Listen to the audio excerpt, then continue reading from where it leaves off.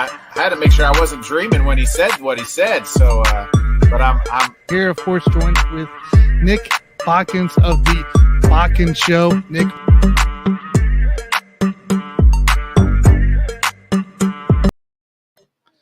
What's going on, everybody? Here, welcome to another Monday night. Buffoon and Bodkins. That's not what I want to see. A no good field goal. We're going to be covering the Chiefs Raiders game coming into play as we're going about it. So happy for everybody to join in. My name is Tanner Dawson of Whiskey Sports Podcast, Sports Buffoons. Of course, you catch me on Let's Talk Sports. I'm joined by Nick, the Bodkins Show, man. What's up, dude? What's up, man? We were kind of talking about the pre-show. One thing, I don't have a dog in this race, but having fantasy alive in this game. So I just need no Devontae anymore. So if your Chiefs defense could just tighten down and no CEH, please, the rest of for the Chiefs. So I hope the Chiefs win. I have them +7 here in my picks, but I'm more worried about my fantasy because there's money on the line, and 2 and 3 sounds better than 1 and 4. So let's keep our fingers crossed here. Look, man, I'm not too happy with this game so far here. I do need Devontae and Clyde to actually perform, though, because I want to win some money, stuff like that. So, I got those guys going right now. You got good parlays going on tonight? Just kind of small ones. I got what happened to my screen? Well, I'd love to tell you what I have. Let's try it over here. There it was. I don't know what happened there. All right, let's see here. The one I had, which I don't think is going to happen here, the big one is DraftKings.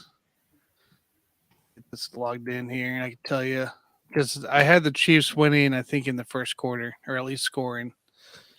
And it's not looking good for that.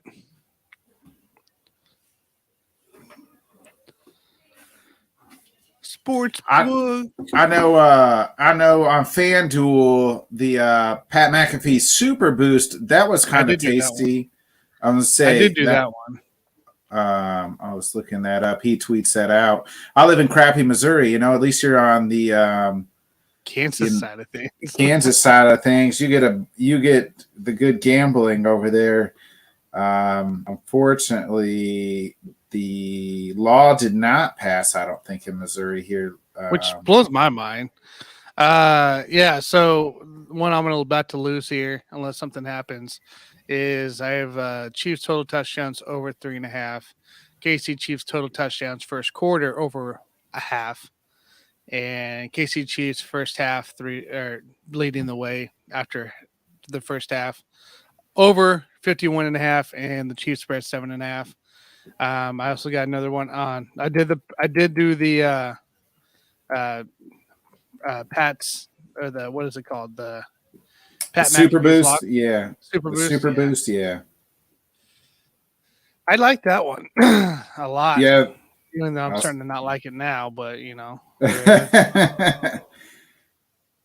was trying to, I have them set up on my notifications on my Twitter, but I didn't see it. Do you? Here. Yeah. It was like 278, or no, Pat passes for 250, and the Chiefs cover. Chiefs minus, so they lowered the alternate points spread to -5.5. Mahomes to pass for 250 yards. So that was at +125, and with the Super Boost, it's +200. So. Yeah, my bet MGM one I have is Clyde 15+ receiving yards, Isaiah Pacheco 25+ rushing yards, and Travis Kelce was 70+. So that brings me. I only put $3 on that, but I'll end up winning 15 if that happens. So yeah, I'm rooting hard here. But man, what a we got Jim here. We'll get Jim in. Jim, what's going on, dude? Yo, I can't handle it now. Jim, get Jim out of here. The Giants beat my Packers. I don't even want to talk to Jim today. I was just finally getting over it, Tanner, and then I know Jim's going to be talking about the Giants here and how with their 4-1 come all the way back against my Packers. So All right, we're just going to go ahead and it was great seeing you, Jim. I don't want to ruin my Monday like my Sunday was ruined yesterday morning. So it's been a good day. Hey, Jim, we'll holler at you later. Hey, Bray Wyatt's back. That's cool. So we'll see you next Monday, Jim. All right, see you. Thanks for having me on. It was a good talk. All right, that was Jim, everybody. Oh, man. Yeah, I mean, that has to be the start of the Sunday, right? Like, poor Bodkins over here trying to do a show. I told you somebody's Sunday was getting ruined. Yeah, well, it ended up being Nick, I guess. Yeah, it had to be me. Yeah, I mean, the Packers just can't play. I mean, kudos to the Giants. I mean, I'm not trying to take anything away from them, but the Packers can't put 4 quarters together. No. I think that game to me, and again, like kudos to the Giants, but that game to me is more about the Packers losing that big lead than it is about the Giants. I mean, the Giants grinded it out, and the Packers just gave up, didn't run the ball at all yesterday. Jesus. I mean, they were in control. They had the field goal. They were dominating the line of scrimmage in the first half. I mean, it looked like a repeat of the Monday night game with Dallas and New York, where they were just running through, sending pressure through that O-line. Really couldn't get much going. Daniel Jones, was in the pocket, looked like Daniel Jones outside of Saquon's run, and a couple of things here and there. Packers looked like they were dominating all over. And like you said, and I think Rodgers says this too, they just can't put 2 halves of football or 4 quarters together. I mean, I know it's a young receiver core, and they got to try to get everybody on the same page, but you're up 20. What was it, 20-10? I mean, outside of the safety, they didn't score in the second half. Yeah. So the problem was the problem is I put it on the play calling because we just talked about it. It's a 2010 game. We didn't even run the ball for 20 rushing attempts yesterday. And the Giants aren't the greatest at stopping the run. Why are we not running the ball up 2 scores? And then when they get it close, we're decided, oh, hey, you know what we're going to do? We're just going to do 3 deep passes, and they're going to fall incomplete, punt the ball. Oh, we can't keep our defense hasn't been able to stop the run all day, really. And now that they're tired because they've been on the field the whole second half here, we're just going to allow that to continue to happen. I blame it on the play calling. Huh? What'd you say? I thought Tanner was gone there for a second, but yeah, I agree. Blame it on the play calling for sure. I mean, you look what the Giants did. I mean, they were able to run the ball. They were able to put pressure on Rodgers to force all those deep passes. I mean, I think I was looking at a stat. They outside of what was it? The first half they were all a lot of short passes, yards after the catch.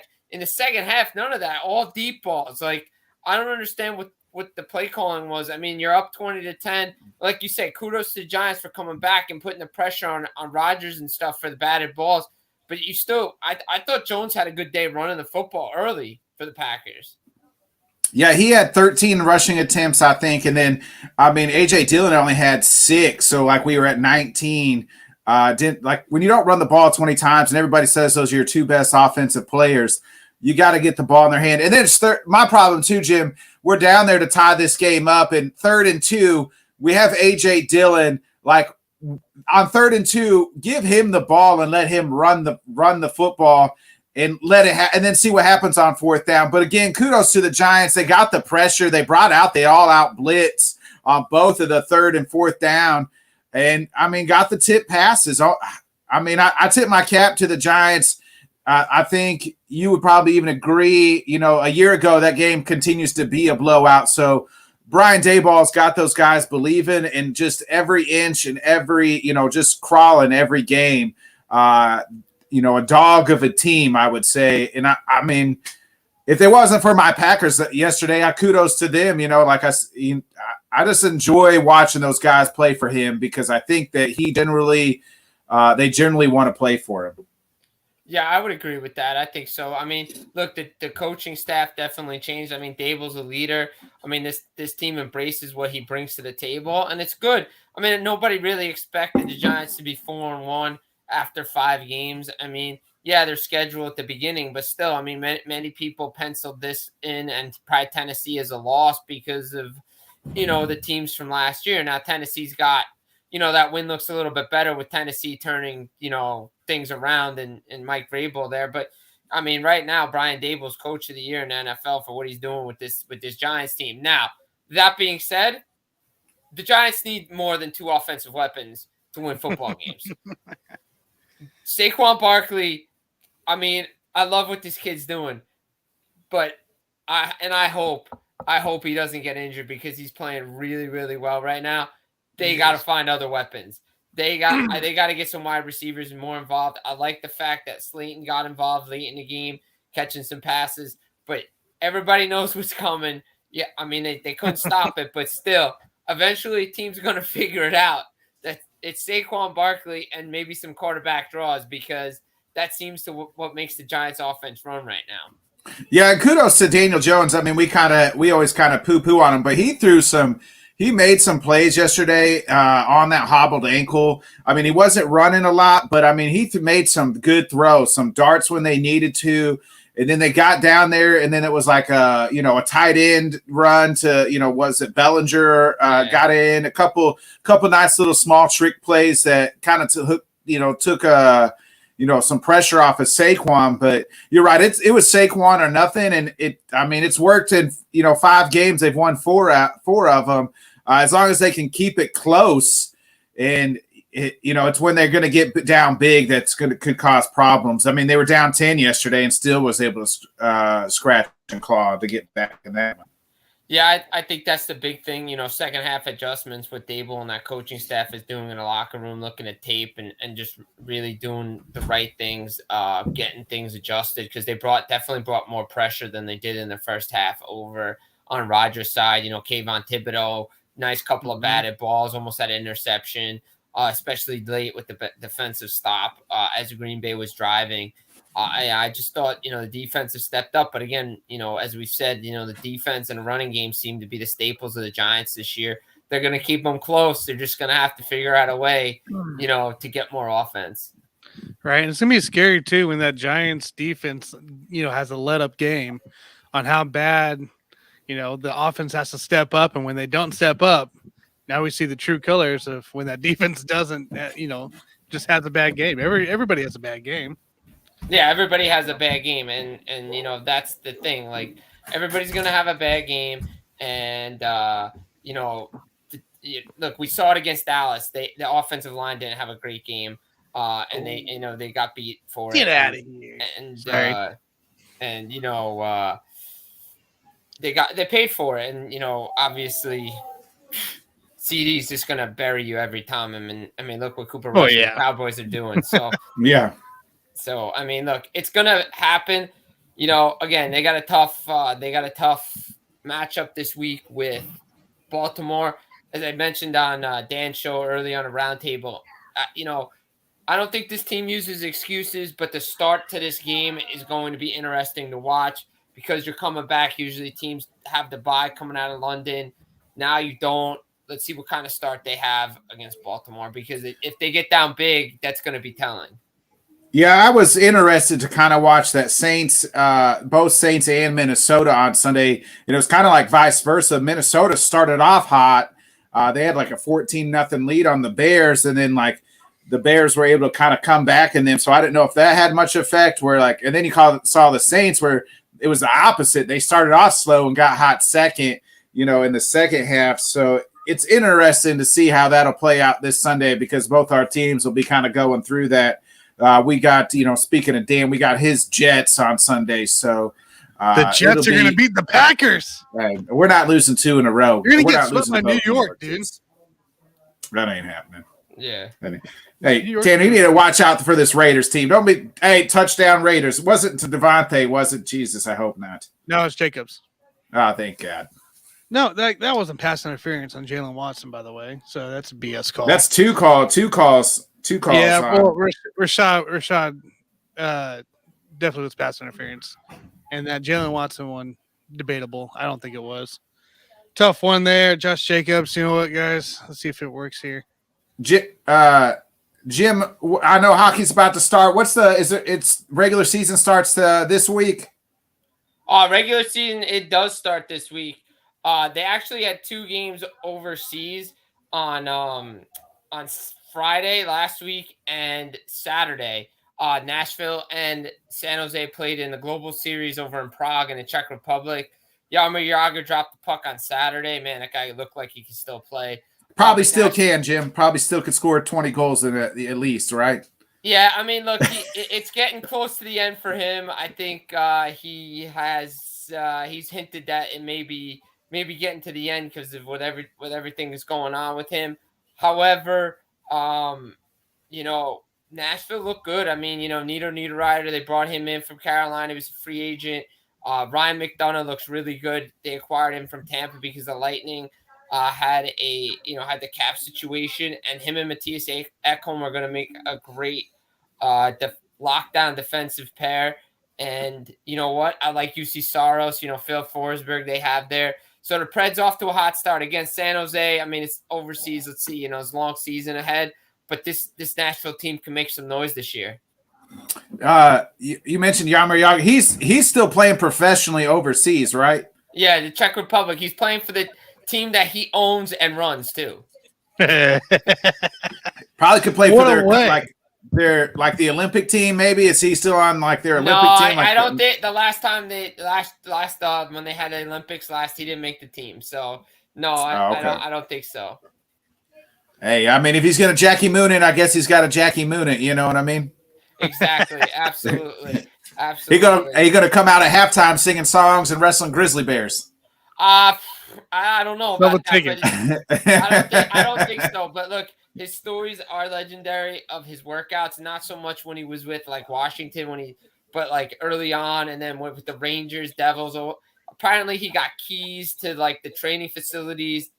Play and then would put in 2-3 a days on the ice, ankle weights, vests, everything. This guy was insane with the workout. Imagine if he just did it with Washington, the points he would have put up. And potentially a lot of people have said if he hadn't gone overseas the first time, he'd be close to Gretzky's record.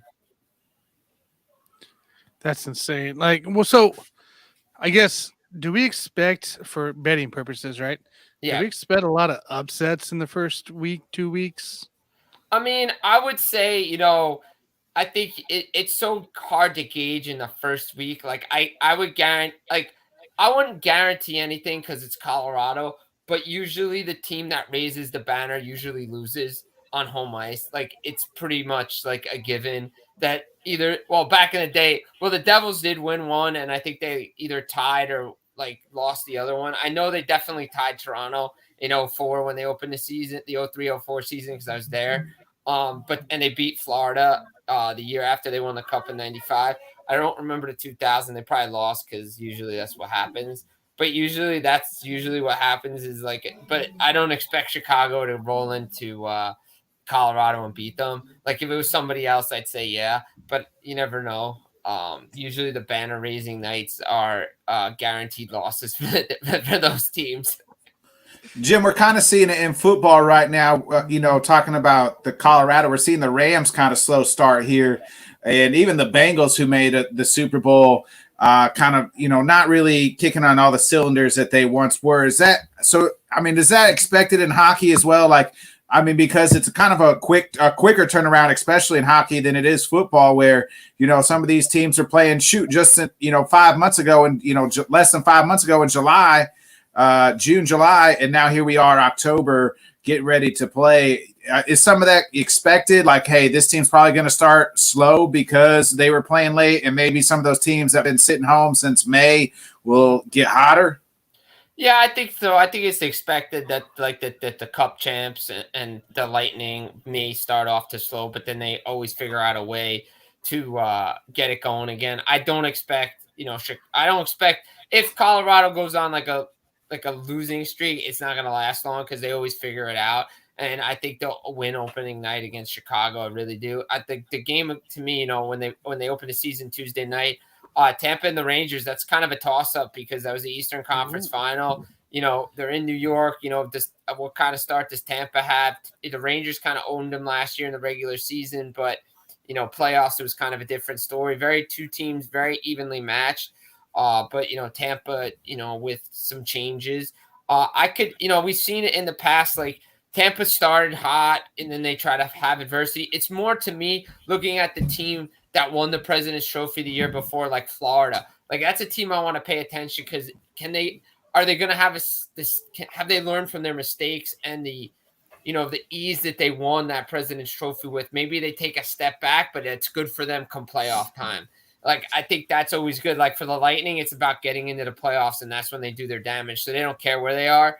It's just about staying healthy, getting consistency. I mean, first couple of weeks, it feels like the first couple of weeks, like similar to what NFL is recently, is like your rosters are together. Now it's time to go, and it's kind of like preseason for those guys because some guys, they play in a preseason, but it's not like the actual team playing together. It's guys vying for positions. You're really not slotted right. So it's always just interesting to see like what teams start out hot. Like Buffalo sometimes starts out way hot, and they're like the Cardinals. They just tank later on. Hey, let's bring in Johnny real quick here. Yankee fan. What's up, Johnny? Thanks for joining. What's going on, gentlemen? I appreciate you guys John? having me. What's up? What's up? What's up? What's going on, guys? Hey, so Jim, hockey. What I hear you say is what, in the words of Macho Man, the cream always rises to the top. Absolutely, always rises to the top. The Macho Man, Randy Savage is always there. You know that he's just pulling out creamers and just putting it on his head. You know it. Oh man, now he's thinking Packers. Now he's thinking Packers are just gonna come rise to the top. Yeah, cream rises to the top, brother. Came in at the perfect time talking Lightning and Rangers. Lightning Rangers go Tuesday night in Madison Square Garden. It's going to be jam-packed. It should be a good game opening night, and then Vegas takes on LA. That should be a fun game too. I mean, not too many. I mean, a lot of people, let's see what happens with Vegas. A lot of people don't expect much this year because of the goaltending situation. They don't have their goalies. Let's see if Stone Eichel can bring this team above. New coach. Vegas is definitely a team to watch for sure because, to me, the Pacific runs through three teams right now. It's going to be Calgary at the top, Edmonton, and LA are top three seeds to me in that division. Jim, I want to ask you about the Knights, and I don't know how about the Seattle Kraken, how they did, but it seemed like the Knights, like their first year, they just bursted onto the scene and like made a deep run. How did they do that? Because in other sports, it seems like when a new franchise opens up, it takes like years for them to even sniff a playoff, much less, a championship run like the Golden Knights went on a couple years ago. Okay, so here's everybody's theory, and then what really happened. So everybody believes, and to me, I think there's a little bit of truth to this, being that the fact that it was quote unquote the first major professional sports team in Vegas. You don't want the team to be bad and be crappy. Correct. Granted, the deck with the rules were in place. The same rules were applied to Seattle. Outside of Vegas was not in the expansive draft. Teams just didn't understand the deals that they were making for the guys that they were giving up. And, management took advantage of that, but they also rallied around the fact that these guys were cast off and there was chemistry in the locker room. And it was like us against the world. They were called the Golden Misfits. Nobody expected much from Vegas. Nobody expected them to go on that run. I mean, I think they went through 7 goalies in the first couple of months because Fleury was hurt. This guy was hurt. That guy was hurt. Like they were calling up guys from the minors, and the run that they went on, and they just,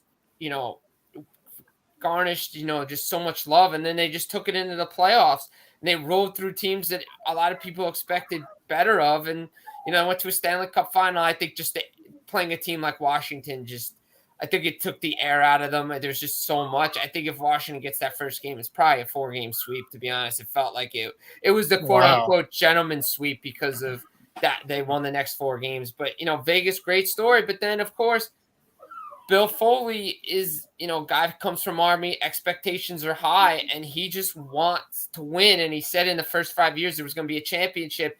He's put so much pressure on the players and management to go out to get these guys. They spend to the cap every year. Now, again, granted, nobody expected COVID to happen and the cap to be stagnant. But still, you wonder what happened when you trade a guy away like Marc-Andre Fleury. You go to Robin Leonard, you bring in guys, you lose core guys, chemistry guys in the room. I know a lot of players I've talked to said Nate Schmidt, losing him, he was a good guy to have in the room. So you just wonder about the moves and the pressure. Now, maybe the expectations are off Vegas and they can maybe find what they were with being the Golden Misfits again. Golden. So what I hear you say out of all that, Jim, is the fix was in Vegas, is what I hear you say. Yeah, that's pretty much what happened. So are there any coaches early to watch for to be on the hot seat that you can think of that has a lot more pressure than some of the others? I mean, I would say New Jersey. I think if the Devils don't get off to a good start under Lindy Ruff, I think they have to make a coaching change. And I think they have the guy there on the bench that probably could take over for him, and Andrew Burnett. So I think that's something to watch for. I think a lot of the moves have been made already. I mean, unless, you look at Toronto, there's always pressure in Toronto to win. But I think it's more on the general manager and not the coaching staff, because I think the team is in place. I think Sheldon Keefe's done a really good job, but a lot of the moves were made last year. So we'll see. There's always a firing that happens early that's unexpected, but to me, I think the big guy to look for is Lindy Ruff in New Jersey, but hopefully not, because the Devils have a lot of, I wouldn't say high expectations or playoff expectations, but they're supposed to be an improved team this year. Speaking of coaches, Jim, I feel like it's like the same hockey coaches get hired and rehired everywhere. I know the Flyers. Is it Jim? What's his last name? Tim I don't know what his last name is. John Tortorella. Yes, yeah, I knew it was like Tortobella. I feel like he's coached every hockey team I've ever seen in my entire life, and just continues to find new job after new job. Why is that? Because like in the NFL, it's like you usually get 2 chances, and your second chance, if you bottom out or don't do well, you're out of here, and you're just a coordinator for the rest of your life. I mean, why is he getting so many chances here? And I've seen other guys kind of just, it seems like, recirculate throughout the league. I mean, is there just like only 5 coaches in the league that are worth a dang, and they just keep rehiring and firing guys? I mean, look, Torts coached the Rangers. I mean, he did a good job with them. Look, to me, I didn't like the hire in Philadelphia. I don't think it's a good hire. I think they should have gone in a different direction. They just don't have the players to play that kind of system. I understand he's a defensive-minded coach. I understand he can get teams into shape, but I think it's more about what Chuck Fletcher as the general manager is doing than what John Tortorella can bring to this team. It seems like it's always recycled. Luckily, we've had some new blood this year, but it always just seems like it's the same guys getting hired and fired, and it's just this, and you saw Rick Bowness go up to Winnipeg. Paul Maurice goes down to Florida. Bruce Cassidy goes to Vegas, but Bruce Cassidy should have never been fired in Boston to begin with. And then who was it that went down to Dallas? Pete DeBoer's down in Dallas. I'm like these same guys are everywhere, and it just doesn't make any sense. I mean, look, my point exactly. I mean, look, to me, I mean, I think like the guy that, I hope does well a second time around is David Quinn over in San Jose, coached the Rangers before Gallant was there. I think, with that young team, I think he'll be okay, because I think that's what he's most used to coming from college. So I think that's a team that he'll fit good with. I mean, other than that, I mean, it's just same guys like all the time. That's crazy. It is crazy. I always wondered that. I mean, it's the only league that they'll fire a coach after a week. I never understood that. I mean, NBA is very similar too. Yeah. It happens. It seems to happen more in hockey. I mean, I like hockey. I'm a hockey fan. I'm clearly not as knowledgeable as Jim is, but Nobody is. Yeah, you ain't lying. He's just spitting facts like crazy. But I've always wondered, why not just make the change before the season? If a week in you decide that you're gonna fire him, then you were already thinking about it. So why not just make the move before the season? Yeah, exactly. I mean, I think most of these moves in the offseason should happen. Like, it's really head scratching, like when Cassidy got fired so late after the season. Same with Trotz in New York. Like, it's like, wait, if you really, so you're telling me then, as somebody who's looking at everything, you're telling me that the players are now having an influence on who you're hiring and firing because you're basing a lot of this stuff off of exit interviews now instead of what happened on the ice. To me, Bruce Cassidy in Boston shouldn't have got fired. He takes a team that was pretty much out of the playoffs, gets over 100 points, had injuries, makes an adjustment for the offense to give them more depth, and took Carolina to Game 7 and just couldn't score. Like, I don't know what more. Was he tough to play for? I don't know, But what I do know is he potentially can make Vegas a little bit better, especially fix the power play that was, let's be honest, not great in their a couple other runs in the playoffs, especially when they went to the Western Conference Final against Montreal during the COVID year. And then the year before that, it struggled. So, I think you should be making these moves in the offseason. But again, it's a lot of, okay, well, we brought him in. He's an interim guy. Let's see what he really can do. And if he doesn't do anything, it goes back to your point. It's like, well, then if you really didn't believe in him, just make the change like Florida did. They're like, well, we saw what Brunette could do in the playoffs. He really didn't make any adjustments that we like. We really need a proven guy. So let's go get Paul Maurice. Right. Well, I'm excited for the hockey season to actually start. So I do plan on watching, unlike last year where I kind of followed but really didn't. So how'd your fantasy team do? I never got drafted. I need to get a draft in. All right. It's the best time of year if you're a sports fan, man. Oh, dude, best time of year right now. You got everything going on. Everything's on. Mm-hmm. Everything's on. So it's awesome. Like, it's insane. We got college ball. NBA is about to start next week. NHL starts. Football. Right. Baseball playoffs. Baseball playoffs, divisional series tomorrow. So yes, sir. What do I watch?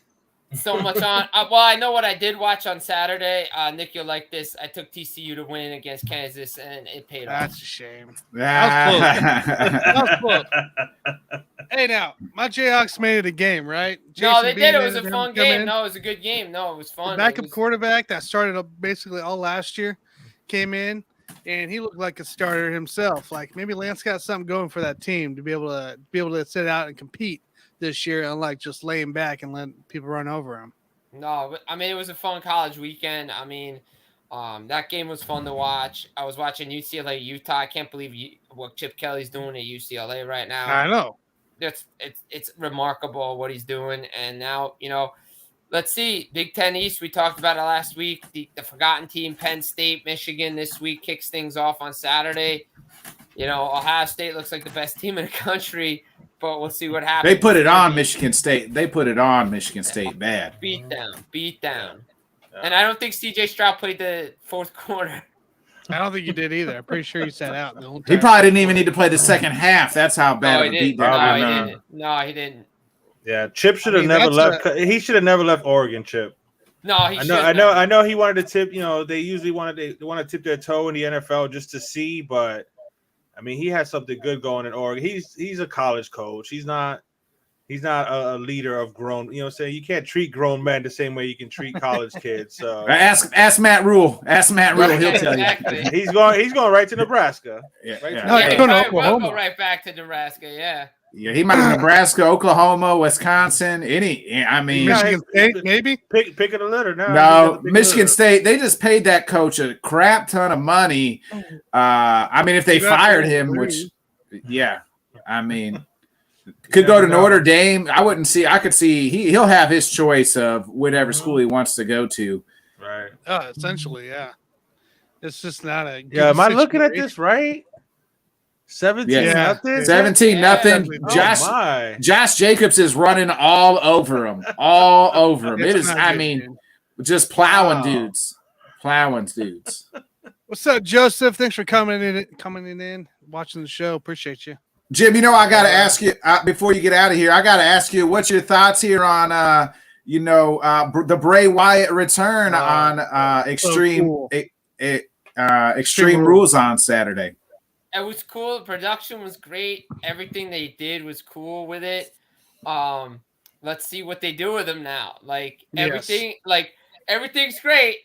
Now let's see what's the follow up? I think the hopes have to be high with H running the show. You know what I believe in that. Like I believe him because NXT to me was like the best thing going when he was running NXT. It was absolutely. We talked about it before. It's like how good it was, and he's turned Raw and SmackDown into stuff you actually want to watch now. So I'm excited to see what they develop with him. Yeah, exactly. I can't wait to see what they do with Bray. It's going to be awesome. A lot of other rumors, guys coming back as well. Apparently, Bo Dallas is coming back. I think Eric Rowan's coming back as well. Guys want to work for Triple H now. Everybody wants to work for H. Apparently, rumor is that Doc Gallows and Anderson are coming back as well. So, I mean, guys want to work for Triple H. I think it's just a different atmosphere. Guys are having fun. They know what he's doing. They know they're going to get booked right, and it's just going to be a cool atmosphere. Like I said, with the Bray Wyatt stuff, let's see what the follow-up is. It's great production. Now, let's see what he can do in the ring and what storylines he has, because he has to go over to make the character just stay. Isn't he going to be part of that Bloodline story? No, he won't be part of that. I felt like he was going to be like the one to face them all, and maybe, but I doubt it. I don't see that. I don't see that happening. That's Cody Rhodes. That's going to be Cody Rhodes. Cody. I think it's Kevin Owens, Sami Zayn, guys like that. Yeah, he'll stay. I mean, speaking of people who want to work for him, it's reported like Andrade from AEW is trying to get fired, punching people and fighting people backstage, so he'll get fired and be able to go back and join his wife in the WWE again. Too bad he's not going to do it, because Tony Khan said if you throw punches, you're not getting released from your contract. So, yeah, that's a crazy situation too. So, I mean, like backstage, like it seems the good PR that was with AEW is gone, and it's all gone. Yeah, so you could just focus on what's going on. There's too much backstage stories and not enough in-ring product. I think it's taken away from a lot of the in-ring stuff.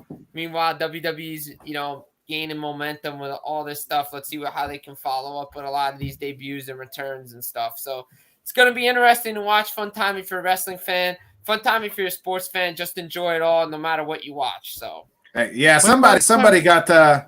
I mean, they knew what they were doing, right? Leaking that information about Vince out, and they're like, hey, we just got to bring H back in. We're losing in the ratings.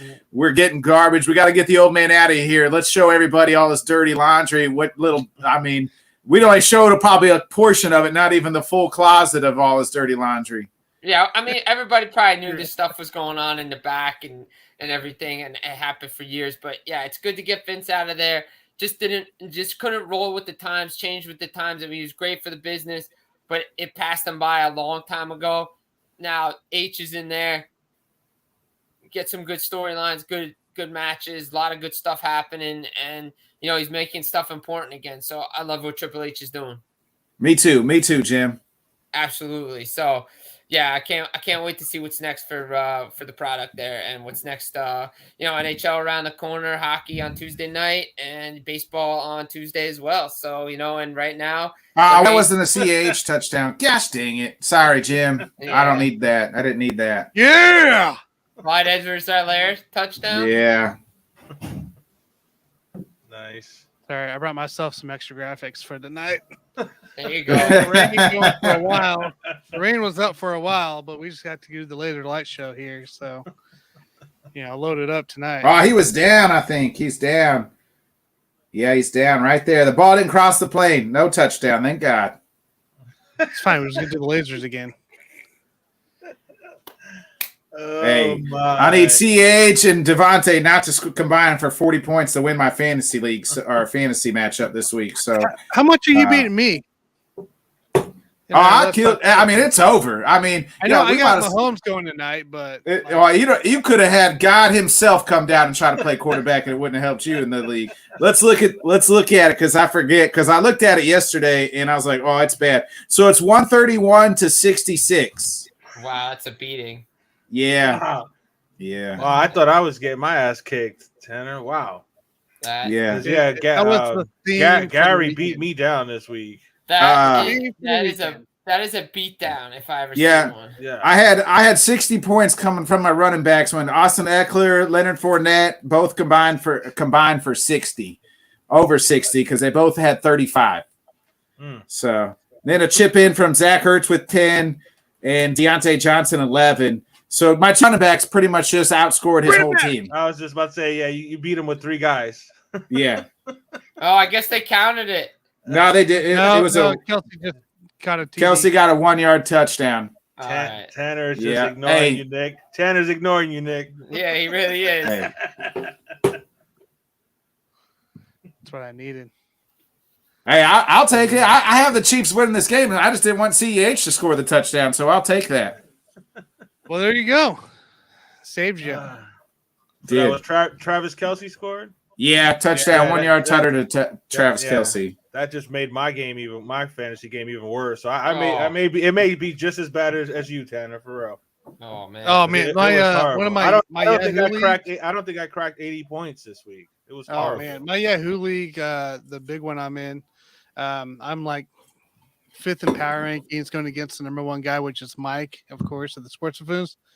And all my players decided to just lay down, and I had a couple 1ers, couple 2ers, nothing good this week. He's beat me I think it's like 98 to 150. Oh. So, man, I'm just you just getting your that's ass the theme of the all over week. the place, bro. Man. All over the place. Hey, you taking the ass beating in every league, Tanner. I don't think I won any of my leagues this weekend. Hey, stop giving people fantasy advice, will you? Then, because you're just giving out bad advice because your teams are getting the ass beaten. You need to put up your own scores before you give out fantasy advice. It's not my fault. That's the potential. Put a disclaimer out there. I'm gonna give you this advice, but I also got my ass beat 160 to 50 this week. Oh shit! Hey, tell him to stop bringing up old. Tell him to stop bringing up old stuff, man. Yo, that's old news. That was yesterday, man. That was yesterday. That was yesterday. Bringing up old stuff. We can forget about this week too. All right, it's all right.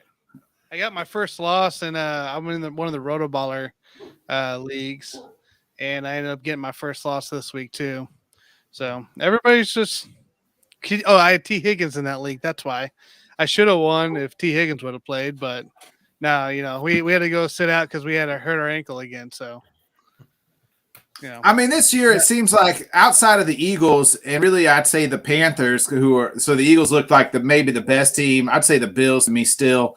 But I mean, and the Panthers look like to me the worst team. But this tier is it's so mediocre. It's just like each week it's a toss up, a complete toss up on who's going to show up. A lot of parity this year. Yes, and it makes it fun though. I mean, even though I'm not happy about that ass whooping that we took yesterday, but I mean, hey, but that was your backups in there. That was your backups, your third string quarterback. Third string quarterback. But again, I'm not going to make excuses. Just like I was all over Bills fans who were crying about the sun and it being too hot in Miami. And I saw one tweet where a lady was like, "Oh, they should call OSHA." Like seriously, call OSHA. Like what are they supposed to do about the sun? Come on now. So I'm not gonna complain about true. That the Jets did what they had to do. They played a good game, and I mean, let's talk. I mean, that kid might be starting against Minnesota because it doesn't sound. People started saying, "Hey, they maybe Tua will come back for this Minnesota game." You're talking about the K-State guy? Your 7th round or whatever. Yes, K-State. I'd rather go with him with a clear head than if Tua's not 100%, and then now this whole Teddy thing. Tua's not playing for 2 weeks at least. Nah, man, they're gonna bring him back for Pittsburgh, which is what I was always thinking. But a lot of people, since we lost, they were like, "Oh, well, they got to get Tua back." No, you can't rush. Well, you can't rush him because we already saw what I mean. Right. You know what I mean? But the Teddy situation, he had no concussion, nothing. Yeah, well, I mean, that was the Tua rule. He felt the Dolphins fell to the Tua rule. So Teddy will be back, I believe, because but now he has to go through the whole protocol thing, so he may not be eligible to play on Sunday. I think he'll be all right. I think he should be fine. I would hope so, but at the same time, I mean, I know that Skyler. I mean, I watched a little bit of the tape, and there was some plays there for him to make, but to just come in a game like that, I mean, you couldn't expect that much. Look, hey, yeah. Tyreek got banged up too, right? Like he was in a walking boot or something. Did I read that right? He got stepped on, but he's fine. Okay, but look, just because he got up slow, you're gonna take him out the game. I mean, he even winds up talking to the ref about the whole safety thing. Which I mean, how are you gonna call a safety on that? Well, he got intentional grounding in the end zone. Right, but he got hit as he was throwing it. So how is he supposed to know where the ball's going? If you get he threw it to the ground. He wasn't even throwing to nobody. He was gonna get a sack. Actually, Durham Smythe was like 2 yards away from where he threw it. I'm just saying. I can show you a clip of. Take away those 2 points of still an ass beating you took. You know what I mean? It would have been 21 though instead of 23. So one final thought before I get out of here is this: the NFL seems they put all these protocols in for the concussion. I think there's too much overreaction this week because I saw that with Teddy. They're going to be like, okay, we messed up with Tua. We should have taken him out of the game. We shouldn't let him play. We obviously know Teddy could have probably come back in, but they're going to be, more extra precaution. sensitive. Right. Same thing with, the Tom Brady roughing the passer. God. Oh my God. I think that was an overreaction to what happened to Tua in that game where he just got slammed to the ground, but Tom Brady's head didn't even hit the ground. That was a textbook tackle. If I ever saw one. Who's the bigger idiot? The ref that made that call or Staley for going for it on 4th and 2? It backed up, and I mean, luckily the Browns saved his job because if they make that field goal, there might be 2 coaches fired today. Oh yeah, easily. I've spoken to Rob about that, man. I am not a Staley fan at all. I don't trust that. That was hot. All. That was hot. Beginning of that post game show last night. That was. Rob was not. Why even put yourself in that situation, man? Punt the ball. Game's over. That's it. Right. Yeah. They have to drive the whole way. Yes. Yeah. Right. It's crazy. No timeouts, and then like a minute left. Like that's tough to do, and then you're just like, well, one play we'll just give them a field goal. It just, I don't know who was the bigger idiot there. The ref who made that awful call. Well, he made the call because Brady pointed at him and said, "Hey, this guy touched me. Yeah, you're not allowed to touch me." So the guy, he threw the flag. Hey, do you know who I am? Do you know who I am? Okay. Did the ref take into account for Brady's age? Football? Yeah.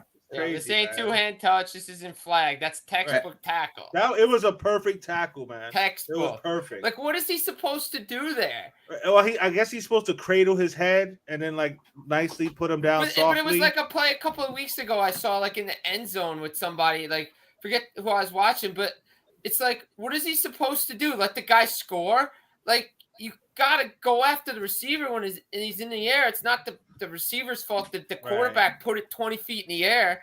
Like, exactly. Just, like, what are you gonna do? Let the guy score? Right. Yeah, it's like you said, it's overreaction sometimes to certain things, and then they go too far to the opposite end. So, that's what they're gonna have to try to find some type of medium ground with this whole. Wobbly, whatever the A word is that they're, you lose your mobility or whatever, you stumble or something like that, because, I mean, people are going to start thinking, is this fixed or not? And if I was a guy, I'd just be out there tripping dudes, right? Just tripping. If I'm a defensive player, I'm going to tackle somebody and trip them. There were plenty of guys that looked like they might have had some, some cobwebs going on, and they stood in the game. In the same game as the Dolphin-Jets game, Berrios, on a I think an end around or a little pass that he took, he got hit, and you could see him shaking his head and kind of wobbling. They didn't take him out of the game. No, I know it's too subjective, man. I mean, you I don't know, man. It's funny because I'm as a big UFC guy, I watch fights all the time where dudes are stunned, and it's like, oh shit, like it looks like he's out, and then. They find a way, like the lights are just barely in there and they keep fighting, and then like they snap back to it. But like, there's not a big uproar as in, oh my gosh, I know those guys signed up to fight, but guess what? You signed up to play football. You know what I mean? Like you're going to get hit. You're going to get, and it's, Yes, we've come a long way since the 80s of the old concussion protocol. What's your name? And how many fingers am I holding up? And tapping them to tell them. But here's some sniffing salt. I was about to say, just pull out the salt. Yeah, I get that, but we can't just take it away, and cause these teams to possibly lose a game if a guy stumbles a little bit and he clears the protocol. That's the thing. If he clears the protocol, let him back in the game. I agree. Yeah, I agree with that. So, yo, boys, thanks for having me tonight. Always, Jim. Appreciate it. Thank you. It was nice hearing you talk, man. That hockey talk, man. It was a lot of fun to hear you spitting that knowledge on that hockey, man. I can't wait for hockey season to start, man. Go Bolts, baby. Go Bolts. Come on. Yo, absolutely. I appreciate it. Thank you so much. Absolutely. You know where it is. Learning time with Jim every Monday night. Right. Every Monday. Appreciate it, Jim. Every Monday. All right. Have a good night, guys. Thanks, Jim. Goodbye. Jim Burns, everybody. So always great to have him on. We didn't get a chance to really talk much college. He knows his stuff right there. He knows everything. Woo. Oh yeah. Yeah, he knows it. It's everything. Yeah, that's cool, man. What a love. Yeah, I can talk a lot of things, but I cannot talk hockey, and Jim knows a lot about. Well, I like hockey. I follow hockey. I watch hockey, but not to that degree. I mean, spitting all these different coaches going to, good. Well, at least Nick has a team near him. My team was the Blades, and they left a long time ago. So, Yeah, I've never been to a Blues game. You've never been to a hockey game? I've been to a minor league hockey game, but I've never been to a professional hockey game. Dude, hockey games are awesome, bro. So Joseph wants to know, who do you all think got this game? So I think it's still the Chiefs here. I think the Chiefs can come back, but I mean the Raiders are putting it on. They've done it before. You remember that time? I think it was 21-0 in the first quarter at Arrowhead, warm day. I mean that's the second quarter. It was 28-21. It's gonna be that kind of deal. If the Chiefs can get a stop here, it's 3rd and 8. They got to stop them here, and they can at least get a field goal here before halftime, make it 17-10 going into half. I think you're 17-10 if Matt Wright didn't miss a dang field goal already. It don't even matter, bro. You got Patrick Mahomes. Anything's possible, man. That's the one thing. Just drive, like Nick. You got Aaron Rodgers. It don't matter what the score is. You might score a point, Rodgers. There's a lot of football left. There is. To put up a lot of points, man. So this game is far from over, man. I was a little shocked though to see the 17-0 though. That was a little shock. Oh, sack, big sack. Call timeout right here, Kansas City. Yeah, they did. Call timeout. Flag. Is it holding? Wasn't taunting this time, so there's that. No roughing the passer. I don't think so. It looks like probably a hold on the. It has to be usually something like that. It's usually a hold on the offensive line here. We're waiting. Yeah, it looks like due to the body language of everybody, it looks like it's possibly going to be on the Raiders. So refs here are conversing. Yeah, that's a big stop right there, man. Like you said, who gets the ball second half? Raiders do, I think. Right? Okay. Yeah, but I mean, if you could put any kind of points on right now. Yeah, because the Raiders went down and scored a touchdown on that Devontae. Yeah, you make it a 7-point game and make it at least a field goal of 17-10. Yeah, right. Yeah, you just stopped all their momentum. Personal foul, roughing the passer, defense. Bogus NFL. Are you kidding me? You're gonna call that a roughing the passer on Jones because we touched him? And that's not even Tom Brady. That's Derek Carr. I mean, don't you? Yeah, nobody gives it. I don't even see. I don't see the. Is it because he landed on him? Yeah, this is literally what it is. Because he landed on him. Oh, he fumbled it too. He had the ball. He turned it over. I didn't even see that. Oh my Lord! And now they just went for a 14-yard pass. It wasn't to Devontae, was it? No. Yeah, pass. I don't say that wasn't to. Look at Andy. You get Andy Reid mad that you're in trouble there. Hey, Andy's gonna have a heart attack. As clean as a whistle of a sack. Hey, we got Joseph in here commenting here. He wants to know who we all rep for football. So Tanner reps the Chiefs, as you can see. And if you can put 2 and 2 together there, it says, Yankee Fins. So, I mean, the Fins for Dolphins for Johnny. And then the Reggie White jersey, I don't know if you can see it here. You got the I got, the Packers. So that's who we rep in football, Joseph. So bogus. Ain't it frustrating, Tanner? Hey, now the chart. Hey, yeah, my buddy just Craig just texted me. How are you supposed to sack a QB now? I mean, no, man, I don't know. You're supposed to do. That's what I'm saying. It's just they go so far to the extreme on the opposite he recovered side, it and everything. That was a turnover. That was a turnover sack. Like I said, it's one thing to be safe, but to go to that extreme opposite of what happened. I mean, come on, man. It's football. End of the day, it's football. They're gonna call pass interference on that play. No, surprised. I don't. I mean, if that's the case, then just put flags on the quarterbacks. Seriously, right. You know what I'm saying? Just let them be the only ones they got flags on, or 2-hand touch on the quarterback. I mean, it's getting to that point. I mean, I understand superstar status, but Derek Carr. That wasn't. I mean, it doesn't even matter who you. That wasn't even a bad hit. Like, was it helmet to helmet? It wasn't. I mean, it's one thing to land on him as long as he's not driving him into the ground. That's what I thought the rule was. You can't drive him into the ground and have all your body weight go on him. But if you fall on top of him, what are you supposed to do? It's crazy. Yeah. In my group chat, they want to know. Kenny wants to know, like, if it's a fumble like that, how's that even? If it's a turnover, that's not even a sack. That's just a tackle. Like, I mean, just took the ball from him and fell on him. Yeah. It was a turnover sack. Right.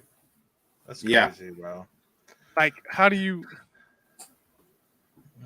Like I said, they're just they're going too extreme on the opposite end. They didn't do a good enough job of protecting them before the Tua situation. The Tua situation happened on national TV on a Thursday, and now they're going to the extreme opopposite end now. Yeah, and that's what happens, right? Like a couple years ago that happened. I remember Clay Matthews got three games in a row with just awful penalties against him. And it was just he tackled the guy. Tackled the quarterback, sacked the quarterback, and they said it was helmet to helmet. And it's not like he led to the crown or anything like that. It was a similar situation. Yeah, that's a 7-point swing right there instead of 10, at least, maybe 10-7 or maybe a 10-point swing. Yeah, 17-10 at halftime, or maybe even 14-17. Now it's 20-7 because of that bad call. Chiefs fans are losing it. They are. Those refs would be lucky to make it out alive. Losing it. Losing it. That is. And you said the Raiders get the ball to start the second half. Yeah, they definitely need to make a stop. They definitely need to make a stop to start that. It cost us a minimum of 3 points. Gave them 3 points. Yeah, at least a 6-point swing, possibly 10. Bad call. Again, you got Patrick Mahomes, man. So that's what happened to the Falcons yesterday. We talked about it before this. That's what happened to the Falcons yesterday. The Falcons get a big third down sack. To get ready. Buck should be ready to punt the ball. Falcons had like 2 minutes left, a chance to go down. Not saying that they are, but I think they win that game, bro. They had all the momentum, bro. If you were watching that game, because I had to I had to get on the red zone once my game got a little bit out of hand. But Atlanta they had all the momentum, man. And that was just. They did. I was so excited when I saw that sack, and I was like, yeah, he got him. But when I saw Brady pointing at the ref, I was like, oh, please, no. And then they couldn't let Brady lose a game and get divorced all in the same week. They're like, Brady, we love you too much. They want yellows. They need to get their yellows back. That's what they're trying to do. Getting their they knew if they were nice to him, maybe they put in a good word with him and Giselle. For Giselle, you know what I mean? Is the rebound guy. Yeah, there you go. Throw the flag. See, look at this. This kid don't need but a few seconds to get down the field and put him in at least field goal range, man. He's something else, boy. Face mask. 15 more? Yeah. 12 seconds. They got to try to get a field goal or something here. You're already in field goal range. Yeah. Well, if Bunker was out there, we'd be in field goal range, so. And so I'm going to chime in here. Kenny is in our group chat, and he's kind of in. You're alluding to it too, Johnny. This is the media's fault, not the NFL's. After the Tua game, they flipped out and said Roger needed to be crucified. Now they all gonna, pretty much bitch and say that that's not what they meant. That's exactly what's going to happen. Like they pushed the narrative that people needed to be fired. We talked about it on Sunday's show, yesterday's morning show. That the media pushed all this stuff and safety this and now guess what? Now they're going to turn around and they're going to complain about this ref and making this call. Well, you can't have it both ways. You want it to be a league of men and then make it a league of men, with protecting themselves. But I mean, geez. Yeah, it's sad if the media has that much of an influence on the NFL. I mean, I understand being safe, but that made that big stink all over Twitter, like before the game, during the game, when the injury happened. That's Dr. Will Smith, from Concussion. Or like that's one of the people from Concussion. I don't know if that's actual Dr. Will Smith. I don't know. Tell the truth. Tell the truth. Oversensitive now, overreactions going into play. Yeah. Oh boy, we're doing. Let me ask you guys this: Do you think like penalties like that should, and now it would add more time to the game? Do you think refs should have to review that? Maybe a ref up in the booth, right? New York. Just watching it. Isn't there somebody in New York that's supposed to be watching this crap? I mean, that's the empire. That's what they do in baseball. For the injury or for the penalty?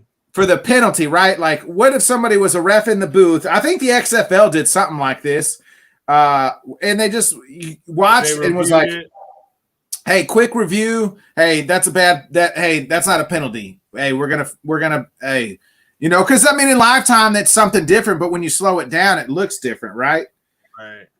Hey, 20-10. Got it. The kicker with the 59-yarder. 59. Wow.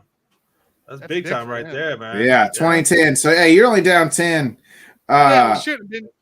But do you think that they should have a ref? They should be able to review calls like that. Like I'm not saying every call, but I'm saying like these big 15-yard penalties, whether pass interference, roughing the kicker or passer. Like I feel like those calls should be reviewable. I know they used to do that with the pass interference, and it kind of got off. Well, I mean, that was college basically does that. Where I mean, college is. Somebody buzzes down and says, "Hey, that's a bad call," or check this play or something like that. So I mean, college pretty much does that. I don't know why the NFL never adopted that type of thing. I completely agree with you. I mean, I guess they don't want their refs to look bad. That's the only thing I can think of. They look bad anyway. Well, here's the thing: the game is get the call right. The refs, and it's no offense, but they're slow old white guys. I mean, and these guys are young 20-year-old fast people. The game is played at a fast pace. There's no way that you can see things. You hear it, but how fast that game is played and how fast these guys move in today's game, and they're only getting faster. And bigger and stronger because these guys start picking up and, doing stuff in like fifth grade. And next thing you know, they're grown men by they're 16 years old. But I mean, and it's not, and these refs can't keep up. I just think that there needs to be something, whether it's a review or something like that. Yeah. I mean, that's not a bad idea. I mean, something like that, it can't hurt. I mean, what's it going to take? A few seconds? For like you said, Ted, people in New York are watching it, for other reasons. Just that's a bad call. Just a little buzzer or something. On the whole concussion thing going into play, right? Like they're already saying, "Oh, this guy needs to come out." Like they're doing the defense and everything, calling in. They're doing it. They ejected the guy last week. Who who was it? Dolphins player or somebody? He accidentally bumped into the ref or whatever. They say that he hit the ref, but it was like a play or two later, and then New York calls in and says this guy needs to be ejected for it. They already went through like one or two plays. I can't remember which team it was. I don't. It wasn't. It wasn't the Dolphins. They're already watching it. I want to say I know what you're talking about. I can see it. I just don't know which team it was. But yes, I completely. That's what I'm saying. They have the technology to make it happen. So why not? Why not? Especially calls that are game deciding, like that Atlanta call. And like just the Bucs. That was you basically took the game away from Atlanta. You took away any opportunity they had to possibly win that game on that one call. Come on, man. I mean, they gotta be better. They gotta be better. You're the NFL. You gotta be able to do better than that. It just blows my mind. Like you're in the National Football League, and right, you guys can't even you're calling calls like that. Right. And like I said, you got the technology to do it. You know what I'm saying? Make it happen. I mean, my big deal is the whole reason the NFL hasn't really lost any followers or viewers truly is because they're accessible. You can watch them. They're there. They're huge, right? Because of that. Versus baseball, on the other hand, where you can't watch them. They're not accessible.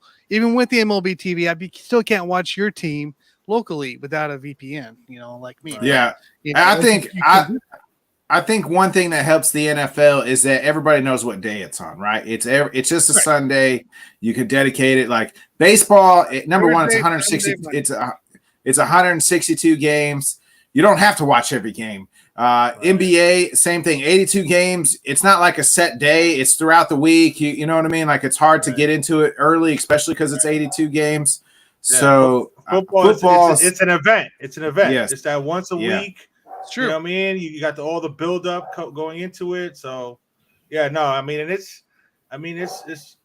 mentioned it on the rant that I had last Wednesday on my Let's Talk Dolphins, where I wanted to talk, Bills and Bank, but this Tua thing was just driving me nuts. So I spent the whole half hour just tripping about the whole Tua thing and about the coverage because once they started calling for Mike McDaniel's job, that's when it was just like, come on now, that's a bit much. But you had to go defend your boy. Hey, remember the last time we had a decent coach? We ain't had one. Right.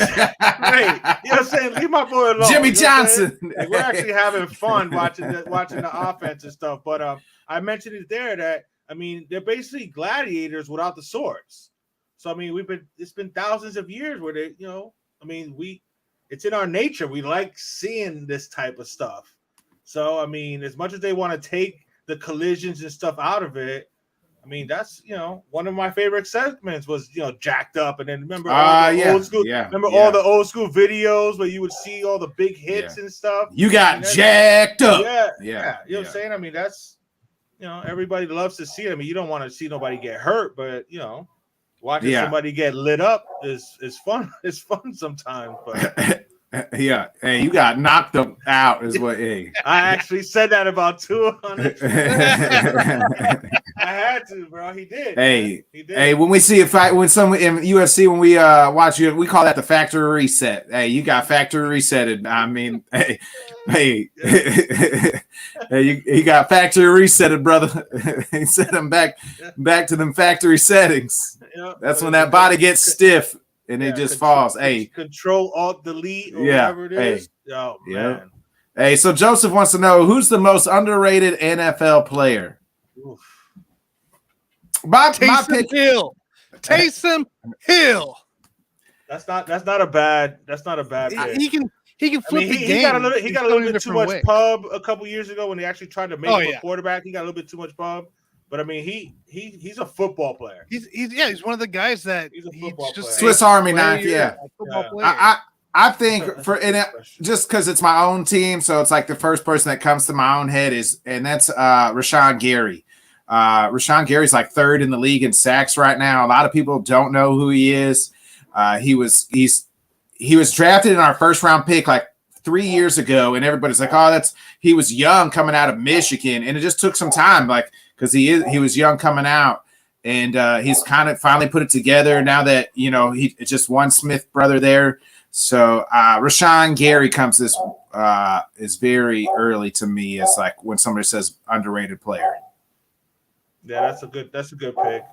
I mean, if I had to, if we're going with our own teams, I mean, this is a name that you guys might not even know. Zach Sealer, a defensive tackle that's on our squad. We grabbed him from Baltimore's practice squad a couple years ago, and he's dominant against the run.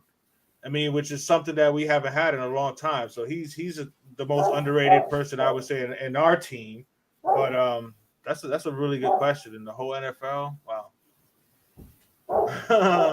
That's a yeah. I'm gonna have to think about that one. And really, that's a tough question. Like I'm off the top of my I think of my own team right off the top of my head, and then but if I went to like the whole league, man, that's just that is tough. I think a guy like I look at guys like Micah Hyde is been around the league a long time, very underrated.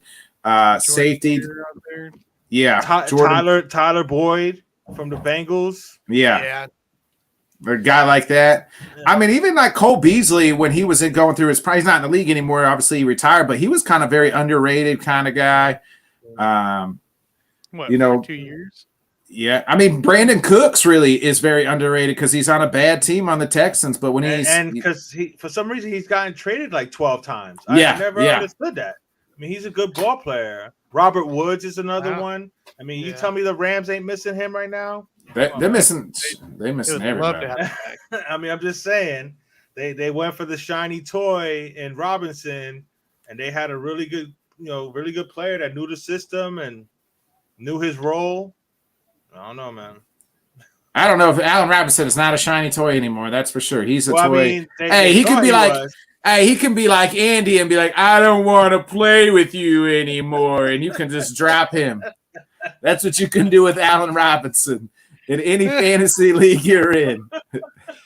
Hey, go ahead and be Andy and just say, I don't want to play with you anymore. No. That's not Allen Robinson. All right, so that's for fantasy owners. Allen Robinson thought he was Buzz Lightyear, thought he could fly, and now he's busted. Yeah.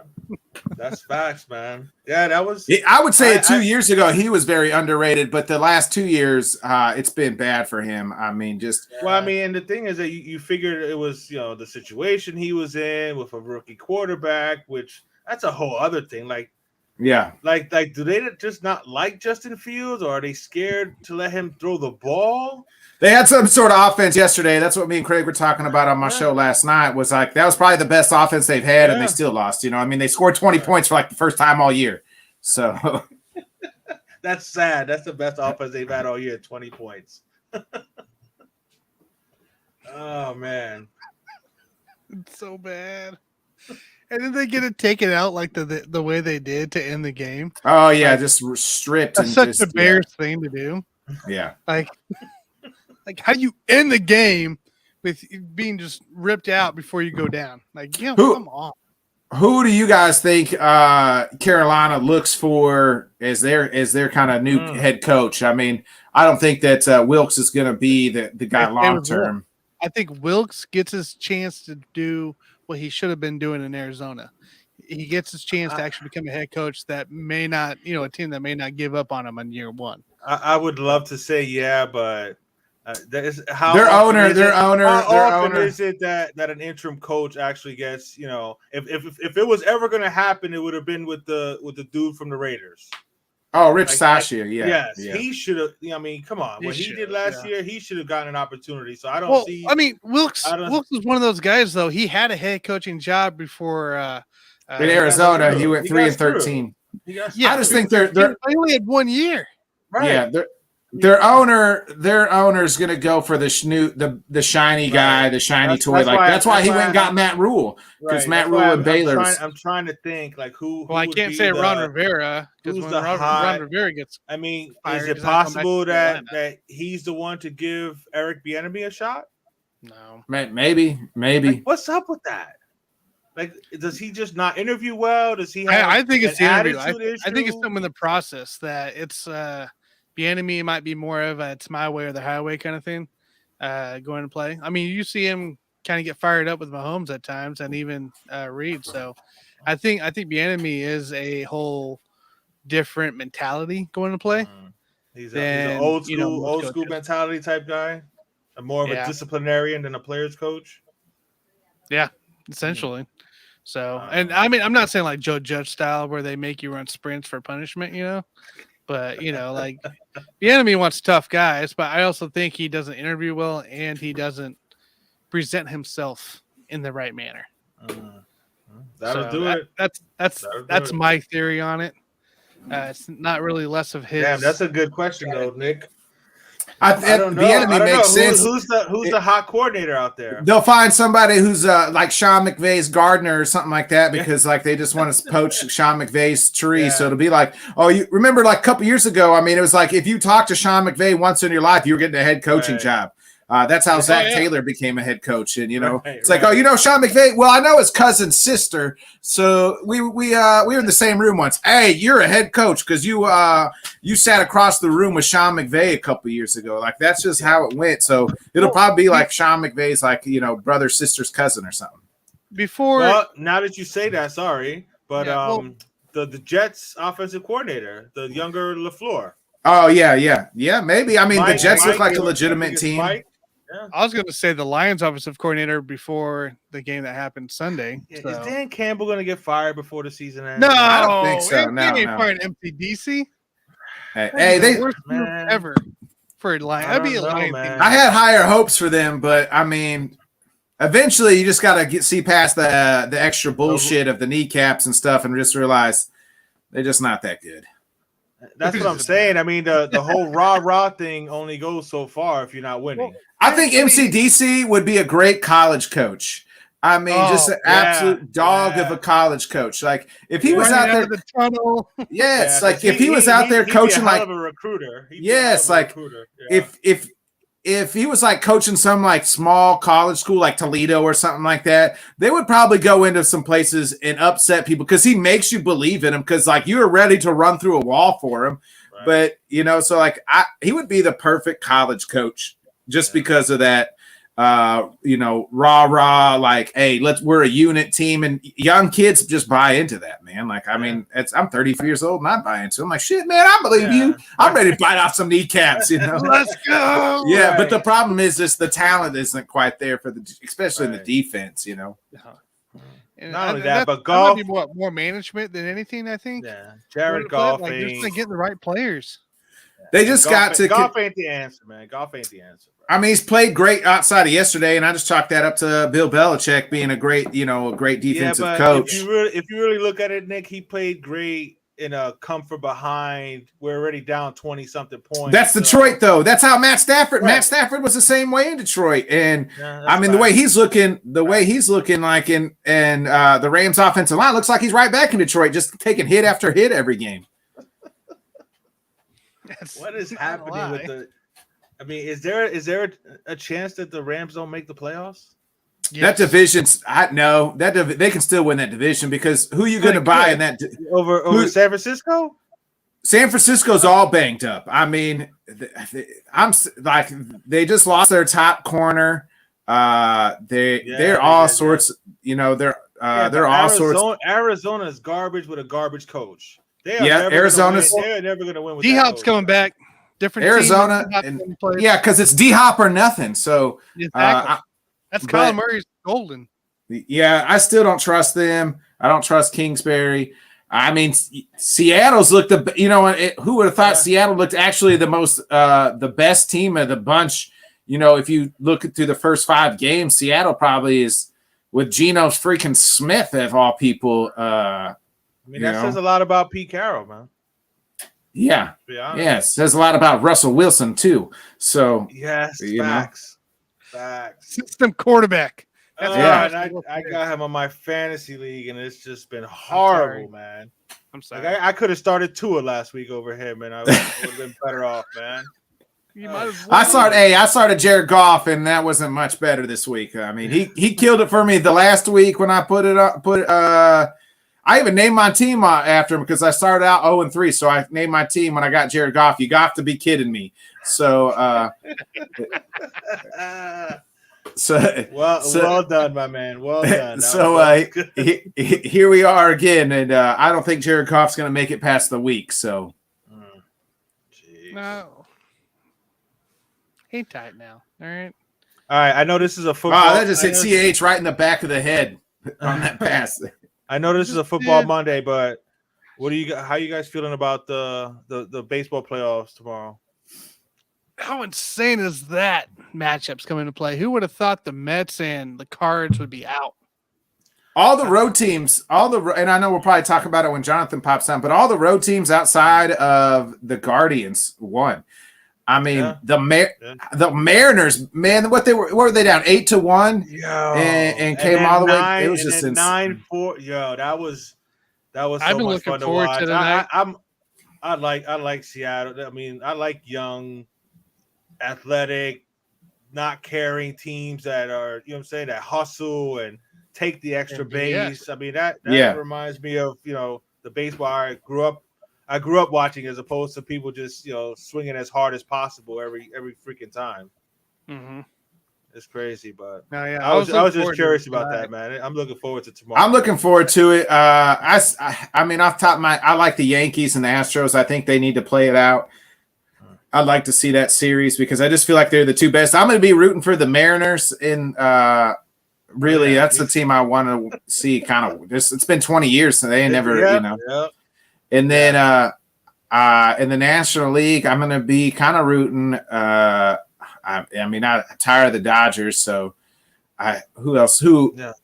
The Braves, Phillies. The Braves, Phillies, yeah. The Padres, man. I'm kind of be rooting for the Padres a little bit. They got hella talent on that team, man. Yeah, they do. So talented. Yeah. They just got to get hot. They got to get hot. Yeah. Joseph now wants to know. Who's y'all's favorite player for the NFL? Favorite player? Well, all time it's Dan Marino. As far as current player, throw that flag. Pass interference. Current player. Who's my favorite current player?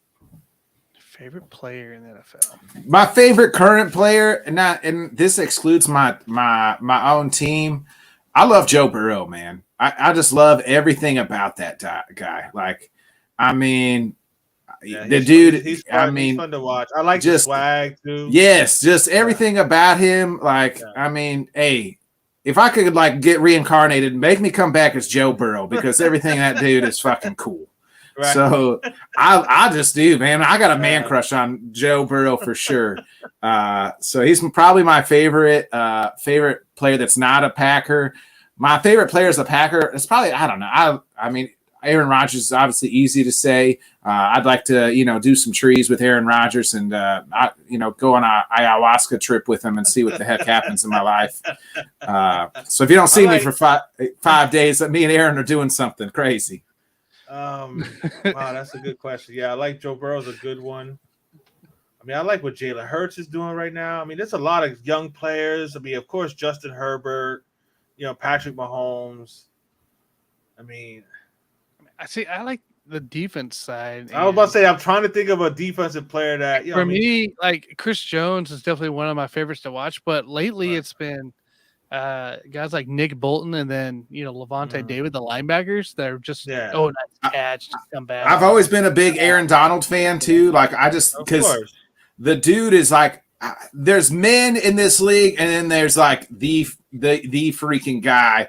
Right. And then he's just that. Micah Parsons is becoming one of those guys. I was just about to say, Micah Parsons.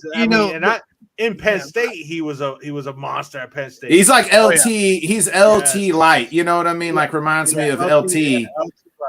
Yeah. Just the whole favorite player thing really doesn't come to terms with me because I've never had really a favorite player in the last 5 years, like a true favorite player. Like this is the guy I want to watch no matter what, kind of thing. Growing up, I like watching a bunch of different. You know what I'm saying? Yeah, I like watching a bunch of different. I'm more of a favorite player when it comes to like NBA because the Bulls are my team, but I don't really.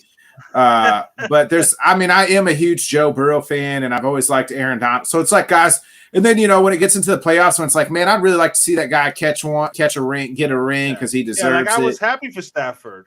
Yeah, You know what yeah. I'm saying? I was pulling for Stafford to get that ring and Aaron Donald. I didn't, you know what I'm saying? I didn't want him to not. You know what I'm I saying? definitely didn't want the Bengals. He's to a win Hall of Famer. You know what I'm saying? He deserved to get a ring. The greatest defensive, top to me, the greatest defensive tackle maybe ever. You know what I mean? Like I put him up against a lot of people. I mean, he's definitely in the argument. Yeah. I mean, your boy that's hanging on the wall is a defensive lineman, bro. Defensive end, yeah, Reggie White, yeah, but he was on the outside. He was on the outside, not the inside. You know what I mean? That's what I mean. Aaron Donald is on the inside, the greatest interior. I love Reggie White. Obviously, he was probably my first favorite football player growing up as a kid. That was my mom actually got me that jersey when I was a kid. Kelsey, another Kelsey touchdown. Is it tied now? Tied. Tie game. Yeah, no, it's 2017. They're down by 3. Oh, that's right. Making fun of you in the fantasy now. I'm getting even more blown out than I really was. Jeez.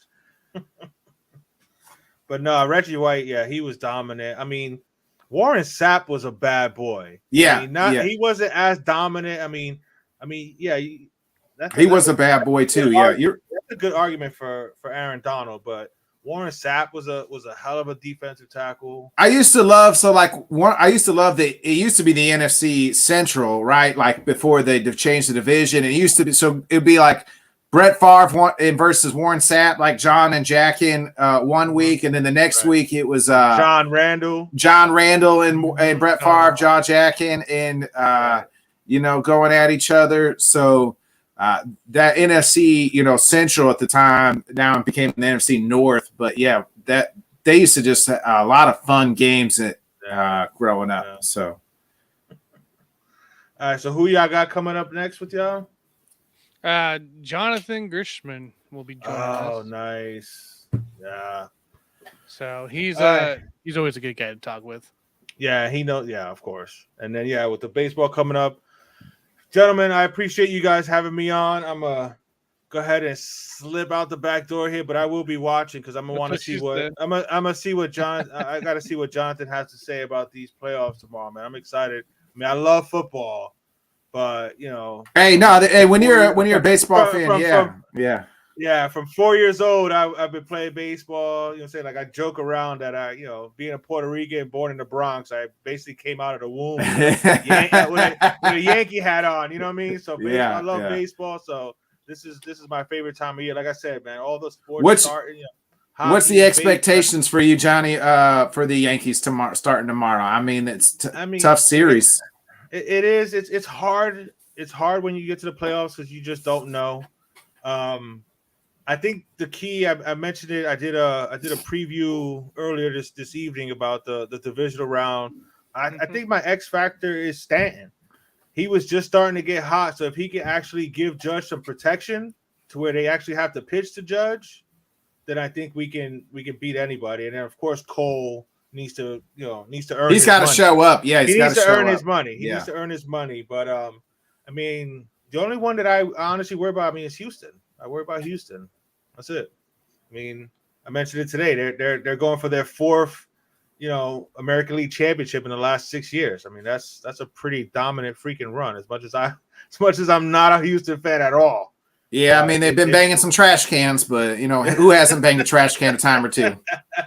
Are you worried about Chapman at all? No, they already designated him for assignment. Yeah, I mentioned that tonight too. I mean, go ahead, bro. Just take your ball and go home. I mean, you know what I'm saying? I understand that, your feelings are a little hurt because you lost your closer spot, but you lost your closer spot for being ineffective. It's not like you were dominating and they just decided to go with somebody else. You weren't pitching well, so you lost your job. And then he was doing stupid stuff. He got didn't he get he got put on the IL too, like he got bad ink reaction or something like that due to a tattoo. I was like, who are you getting tattoos from? Some skeevy shop in the Bronx or something like not only that, but some vendor or something. Why are you doing that during the season? Yeah. You know what I mean? But this last stuff was, late to meetings. And like I said, he was making a stink out of it. So I think that was the best thing possible to just get him out of there. You don't want any. He always have a soft spot for me. It'd be just due to 2016, but he's always been kind of a hothead, and just questionable. It was questionable character. Yeah, it was more disappointing than anything else. Like I said, I understand you're frustrated you lost your job, but you know what? Show them that you deserve to get it back. You know what I mean? Instead of like I said, grabbing your ball and deciding you want to go home. So it's all good. It is what it is. Like I said, if Stanton gets hot, then I think we could beat anybody. And like I said, Nestor Cortez has pitched well. So you're saying Severino has pitched very well the last few starts, and he's healthy, and he's he should have plenty of energy in that arm because they purposely stretched out his season so that they wouldn't wear him down too much. So I mean, last week he had a no going into the 7th, and then they took him out. Yeah. And I know he was frustrated because he's a competitor, but that don't matter. This is what matters now. So he's starting game 3. So like I said, it's a playoff, so anything can happen. But I like our chances just as good as anybody else. Man. You got the Yankees in a sweep here in their first. Nah, man, don't sleep on the Guardians, bro. They can pitch, they can pick it, they can play good defense. Jose Ramirez can win a series on his own. Like that's a stud right there. They might have been the hottest team. The hottest team coming into the playoffs. Like I mean, they were like 10-10, like 8-2 or something. Their last 10. Yeah, in their last 10. Yeah, and they and that's one of the things I spoke about too. Is there's the whole rest versus the momentum of having just won a big series. And they it was close games against Tampa, but they took care of Tampa in 2 games. So all of these wild card teams are feeling themselves right now. So I mean, it was almost 3 games in 2 games. So right. So I mean, and these guys are used to playing every day. So these teams that that got the bye, they're all 5 or 6 days, while these guys have that adrenaline and that good feeling from having just won a series. So I see Jonathan's ready to go, so I'm gonna let him swap spots with me, guys. I appreciate you having me on. It's always a blast, and I will be checking you out. Let Jonathan know that he better pick the Yankees, man. Hey, we'll see you, Johnny. Like it. All right, Johnny, appreciate you. on, dude. All right, guys, later. All right, guys, swapping one Johnny for another. Jonathan, what's up, dude? I heard that last comment. I'm sorry. I got the wrong shirt on, the World Series champion shirt. I got the wrong one. That's my fault. I love it. How's it going, dude? Going good. How you guys doing? We're good. Watching hopefully the Chiefs come back and take care of the Raiders, because right now Decimation's in trouble. So yeah, I've been watching right now. I got a little rooting interest for fantasy football purposes. Travis Kelce's killing me right now. I needed a slow day from him, and I unfortunately get 2 touchdowns from him. So have a slow day from him. Yeah, I needed I had Daniel Carlson as doing a good job for me, but I needed Kelce not to do anything. I needed him to be kind of like the Chicago Cubs, just kind of sitting at home. Hey, right. Hey, the Phillies are sent our, the enemy of my enemy is my friend is what I said about the Phillies. So they sent the Cardinals home in 2 games, sent the careers packing of Yachty and Pujols. Were you surprised? Was that the bigger surprise, or was there a different surprise on the road teams, right? I mean, who would have thought that 3 of the road teams take all these series besides 1? I was very surprised. I said when the postseason started, and I said it from leading up to the postseason, the Cardinals were the dangerous team. I've been saying that to you guys for about a month now, that I was really concerned that the Cardinals were going to make a run, and the sheer fact that the Phillies swept them in 2 games, that was not. I was not expecting that at all. Especially how the Phillies have been playing over the last month. They've been kind of up and down.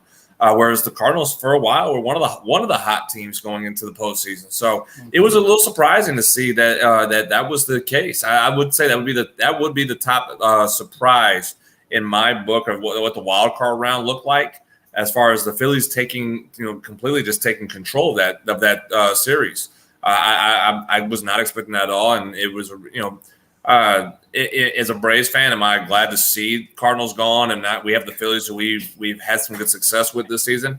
Absolutely, yes. I did not want, as much as I wanted revenge on what they did to us in 2012 in the infield fly game, I'm actually more relieved to get the Phillies more so than the Cardinals. Yeah, the talk here is in Cardinal Nation here is that, the closer got hurt on Wednesday. They threw him out there on Friday. I'm going to put you in the manager's position here. Would you have put him out there? I mean, he got hurt Wednesday, had the hand issue. You're up 2-0 in the ninth. And then we saw it kind of, implode for the Cardinals, and Phillies take game one. And I mean, you take game one in a 3-game series. You just need, kind of gives you that leg up. Yeah, I because they were up pretty. What was the score going into that night? It was. I mean, Cardinals had a lead. They had a pretty good. Yeah, lead I thought it was 2-0 or 3-0. I think into the ninth, and they bring the closer in. Yeah, I mean, I would have brought the closer in. You want to close the deal. You want to shut that door down. Don't give the Phillies an opportunity. I would have brought them in. I mean, it's just even coming off of the injury like that, a couple days prior to. Yeah, absolutely. Because again, he got the clearance. He got the clearance to pitch. So you wouldn't if he wasn't cleared in that situation. If he wasn't cleared for that game, you wouldn't have put him in that position. So he was cleared to do so. He's the guy that you've relied on in the ninth inning throughout the season. And one of the biggest games of the season for you to take advantage of a 3-game series. Absolutely, you put your closer back in there and say, "Hey, go nail this down for me." It's just one of those situations where the Phillies were able to time it up and catch fire that ninth inning, and they were able to put runs across the board. But in the situation where you need your closer the most, absolutely, I would have put him in there coming off of an injury because he got the clearance to pitch. If he didn't get cleared, you don't use him at that point. But he was ready to go. The training staff gave him the okay. And as the manager, he's been your reliable arm in the ninth inning. Absolutely, throw him out there for the game that you needed him the most. Yeah, take that, agree. Cardinals Nation, and your Monday morning quarterback. I knew it was coming. Hey, Jonathan, I mean, maybe the craziest game was that Blue Jays and Mariners game. I mean, the Mariners are down 8-1. I mean, these Mariners they have that never say die attitude. You got to love it. But I mean, because they were talking, they were like 10 games below 500 at one point. Now they're, in the ALDS and playing well. I mean, that was just I've never seen a comeback like that. Down 8-1. Then it was like 9-4. I mean, what do you make of the Mariners? Wild card style there. The Mariners I will say this. I'm not going to go to the comparison of saying they're going to run the table and win the World Series, but don't the Mariners have that feeling of what the Atlanta Braves did last year, where they had, they were sputtering around a little bit, and the front office made a move that basically says, we believe in what we're doing. We believe in you guys. We're going to make a move to buy in this season and see what you guys can do from here. With that Luis Castillo trade, bring in the ace from Cincinnati, and basically says, here you go. We got you an ace now to go get you ready for the postseason, who in game one of a postseason series starts, he gets the ball. You're going to have a chance to go win a ball game.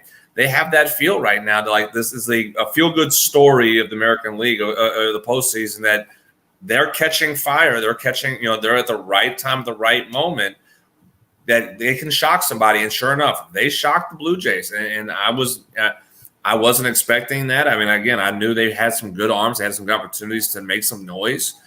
But I didn't think they were going to beat the Blue Jays. And again, I mean, the Blue Jays at the beginning of the season were my World Series pick. I didn't, pick them as we got close to the postseason, but I figured they could make the Blue Jays were the better team, especially with a home field advantage. I felt like that was the opportunity that they, for them to get themselves going in the direction.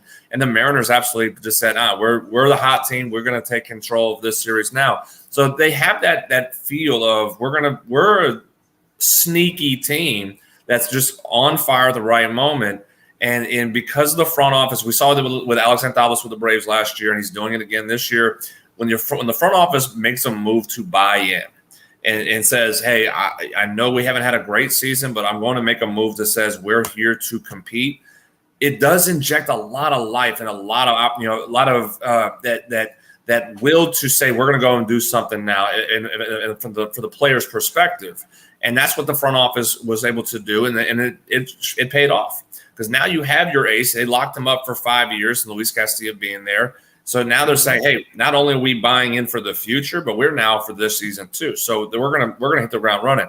So I was, I didn't expect them to beat the Blue Jays, but at the same time, it's amazing what that positive influence that the front office can do to a team that is just very close from breaking through of being a contender.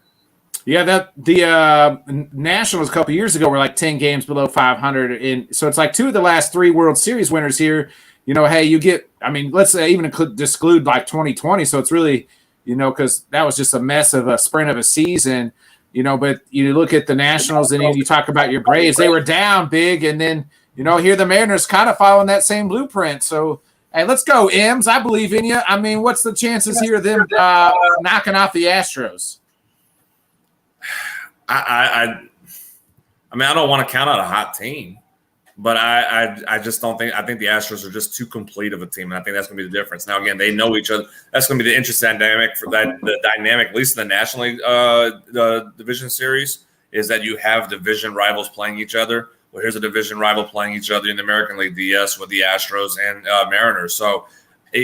Anything can happen with that instance of it. All the things that have took place during the regular season all go out the window. It's you got 5 games to do something to win 3. So this is the opportunity that the Mariners, if they can stay playing hot ball and kind of piecing things together and just chip away at that pitching staff for the Astros, maybe. But if you ask me to make a pick on it, I don't think that the Mariners have enough to do it. I think if anything, the maximum would go 4 games. Maybe a sweep, but I'd like to just give the Mariners at least 1 game at home that they'd win, and then the Astros would take game 4 from there. But it's a great feel-good story, and I'm rooting for the Mariners. I like to see that a team like that who's never given the opportunity do something, and that's what they're doing right now. I know you got your Braves beating the Phillies. Who do you like in the other National League? The Padres, who, with that pitching duo that they are throwing out, you looked good. Musgrave looked, they're checking him. The Mets are saying, hey, that can't be us looking that bad last night. It's got to be him. He's got something. Check his ears, check everything. Check his butt. He's got something on that ball because he's throwing heat. And then the Mets realized, oh, it's not him, it's us. We just suck and we can't hit tonight. Who do you like in that one? The Padres and Dodgers here. And like you said, 2 teams that know each other, and the Padres made those big moves that we've been talking about. Another Kelsey touchdown? Another Kelsey touchdown. Sorry, Jonathan, about your fantasy team. Yes. But who you like in that one? The Padres made those big trades to kind of catch up here with the Dodgers. I think this series could go 7. If the Padres bats can stay hot. I'll give you again. My heart is hoping Padres because again, Braves won their division series against the Phillies, and Padres beat the Dodgers. Therefore, Braves get home field advantage in the NLCS. But I'll give you the unbiased opinion, the thought process on it. I don't think the Padres are going to be consistently hitting enough to match the Dodgers. I think the pitching is better. I do think the Padres pitching is better than what the Dodgers have right now, and have at least going into the postseason. Again, no Walker Buehler. Tony Gonsolin's been up and down injury wise. Julio Urias he's been the ace of that staff with Kershaw still there. So, but I don't think the pitching is going to be in the favor of the Dodgers. But I don't think the Padres are going to be able to out-hit the Dodgers. And again, and that's contradicting to what postseason baseball is about. Postseason baseball is about pitching. If you have the better pitching, you're going to win more times than not in a 5-game series or a 7-game series. I just think that the Dodgers are just too good, though. I think, at least in this series alone with the Padres, I think they've been more consistent offensively. Again, we've talked about how great of a lineup this was going to be when they made the Soto and Josh Bell trade and bringing Brandon Drury in. But the consistency hadn't been there with that team from that trade deadline move to where we are today until this series with the Mets. If they hit the ball like they did against the Mets, along with the pitching, different conversation I'm going to have here and different thought process I'm going to have as well. I think then the Padres have a shot of really pulling off the upset. But the consistency wise, I don't know how that's going to be. And again, I'm contradicting myself, not only because I just said throw everything out the window for what happened in the regular season. I mean, I'm contradicting myself. I said that, but at the same time, how you played in those moments does define how you're going to play when this at least with division rivals, how you play in here. So with the Padres being what they were against the Dodgers, and the Dodgers did own them this season, that does have a factor into it. Now, if the Padres are hot, the Padres are hot. But I just don't think they're good enough to actually match the Dodgers bat for bat, run for run, unless that pitching staff just absolutely lights it up against the Dodgers again like they did against the Mets. By the way, real quick here, I did look up the Houston-Seattle series throughout the year. Houston won that yearly series 11-7. Mm-hmm. So with 2 sweeps involved in that. And what about the Yankees and the Guardians? Maybe two teams polar opposite here in the second half. The Yankees were, really struggled here in the second half, and the Guardians might have been the best team in baseball, especially this last month or so, to surge past the Twins and hold off the White Sox. And then they just sweep the Rays there. What's your thoughts there on the Guardians and Yankees here? Again, I nothing would make me happier than the Yankees getting out of the playoffs. I know that again, I'm trying to not speak from the heart here on it. I'm trying to be as real as I can be on it. I just don't. Again, the same conversation. About the Dodgers Padres. Can the Guardians outpitch the Yankees? Yes. Can they outscore them, though? That's going to be the question. I don't know about that right now. I don't really know if that's going to happen where the Guardians, where they have some moments where they can hit, and they have some good hitters. Jose Ramirez is probably one of the better hitters in baseball this season, and how he's been able to perform and be able to carry that Guardians team. But can they do it? Can they match run for run with the Guardians? And I don't know about that one. If you have Aaron Judge hitting the way that he's been hitting this season, if Giancarlo Stanton is being able to hit like he can, there's just too many bats in that lineup. And again, so I don't know if the Guardians are going to be able to score with them. Can they outpitch the Yankees?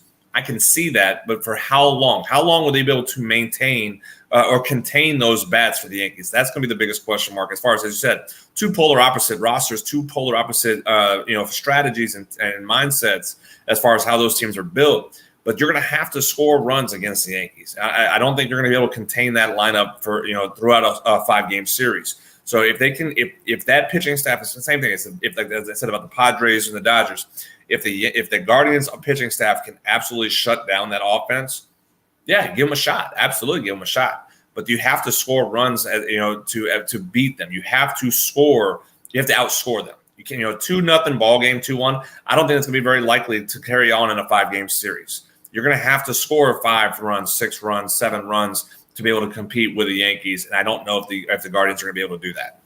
Home field advantage. That's your big key in place. Yankees are better in their home field than they are in any other ballpark because of the size of the field. I think that's where it comes into play. But on the other side of things, you got a guy that's used to beating the Yankees, right? So the manager there, Francona. No, he left. Terry Francona retired, didn't he? No, he's still there. He was supposed to retire. I thought he left. La Russa. I knew La Russa. Hey, they should have left him. They should have left him. He's pulling La Russa right now. Tino's still managing. He's still doing a great job. Mm-hmm. Yeah, Tony. No, he is a heck of a manager. I thought he just left. I thought he left after last year. I thought he was retiring after last year and left because I was hoping maybe the drama with it. Like he was going to retire or like he was leaving or something like that. Then they kept him or he stayed or whatever. And yeah, now they're in the playoffs. I'm sure they found a way to upgrade his bike that he rides to the stadium every this year. So right. Hey, so Johnny's chiming in here. He's just kind of saying, all about the pitch. And he said Yankees Braves rematch. What's that? That's like a 3-peat rematch. What is it? 95 and like 2000. Both those two teams. It was 96 and 99. 96 and 99. I knew it was like close. Yeah. The didn't go your Braves' way. Hopefully, maybe it'll go your Braves' way if that's the rematch this time. I wouldn't mind that, and I would be more than happy to take that World Series away from the Yankees. Retribution against them. So I wouldn't mind that at all. I don't think they're going to do it. I don't think they'll make it through the American League Championship Series if they get there. Again, the Astros are just the better team. They're the more complete team on the American League side. I actually feel like the winner of Braves Dodgers, and I believe that's going to be the National League Championship Series. That's the World Series champion. Again, I think both those teams are better. They're more complete teams than what the Astros are. And again, I think that's going to be just another letdown for the year for the Houston Astros either between the Braves or the Dodgers. They're just too good. And again, I know what the Astros have done this year and running away with the Astros. Sorry, the Houston Astros. You're underestimating them. No, I'm just estimating them. I just look at what both teams. Look at what both teams, the Braves and Dodgers, have did, especially from June 1st, where the Braves and Dodgers have the equal records, as far as the best records in Major League Baseball. Those are two of the best teams in baseball over the Astros. I'd put those two over them, and especially in a 7-game series that, with the Braves pitching staff for what they have and what they can do. We saw that last year. It's the same pitching staff, except a little bit better this year.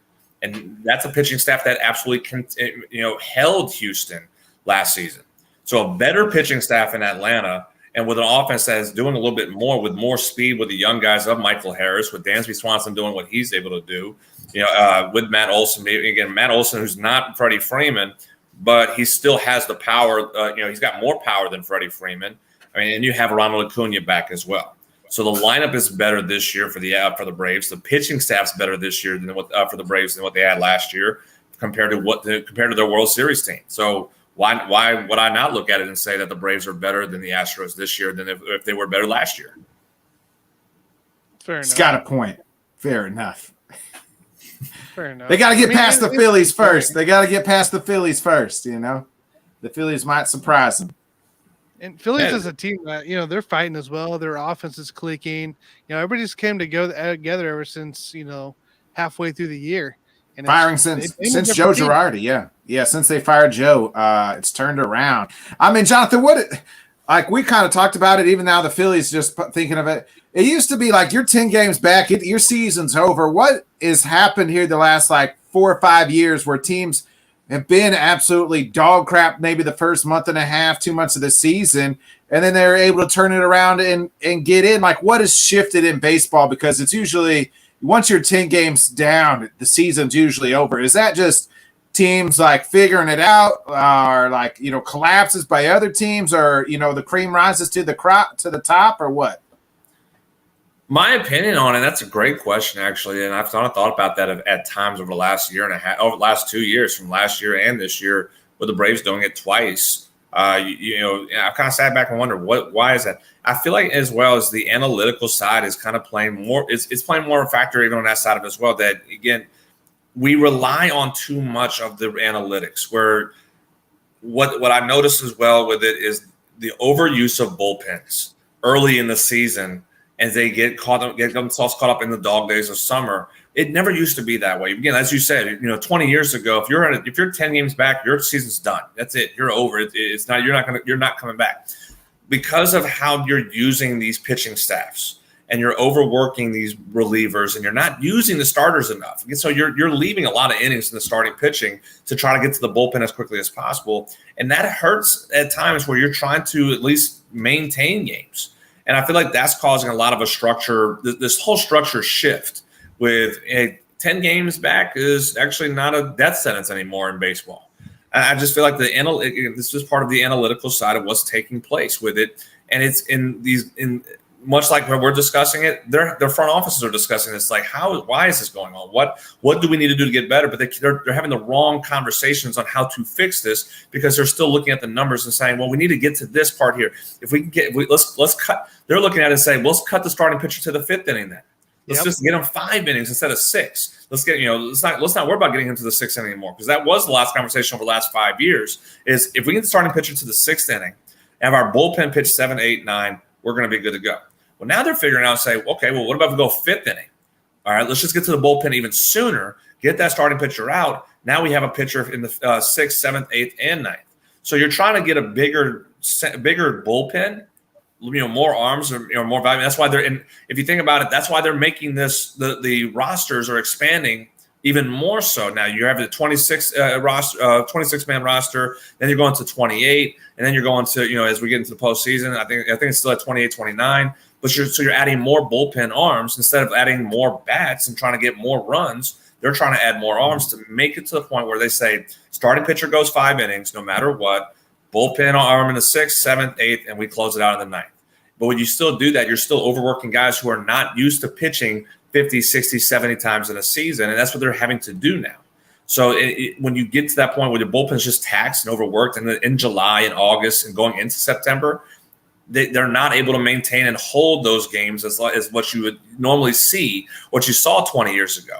And so I think the conversations are just having the wrong conversations in the front office. Instead of saying, let's get back to stretching out our starting pitcher. Let's get them back going 7 innings. If we can get them in those 7 innings, we have a reliever pitching in the 8th and 9th. Well, hey, our bullpen is actually going to be more fresh. But they're not trying to do that. They're trying to get to the bullpen even sooner now. And the numbers, I can remember. It's the nerds. I remember there was a conversation as far as the number of innings pitched in the postseason or something like that. I might be completely off on the number, but it was like the starting pitchers last postseason were throwing almost 4 innings. They were only going about 4 innings on average for starting pitchers. And I might be completely butchering that stat, but it was something that I heard. It was very mind blowing to think of. It seems like the old adage of like once they get to that third time in the rotation, the third time in the lineup, like that's when they're like, oh, they get all weary about it, even if the guy is pitching well.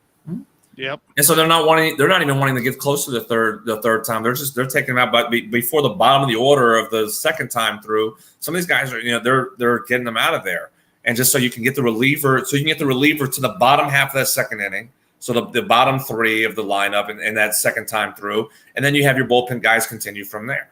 And so it's really hurting the game because again, how are you paying guys $30 million? You're trying to pay Jacob deGrom $40, $50 million, and you don't want them going 5 innings, 6 innings, 7 innings, 8 innings anymore. That's the mind blowing thing. And if I'm an owner and I'm paying Jacob deGrom this offseason $50 million, and we're taking him out of the 5th and 6th inning, I'm having questions as far as why am I paying him $50 million if he can't even go 6 or 7 innings anymore?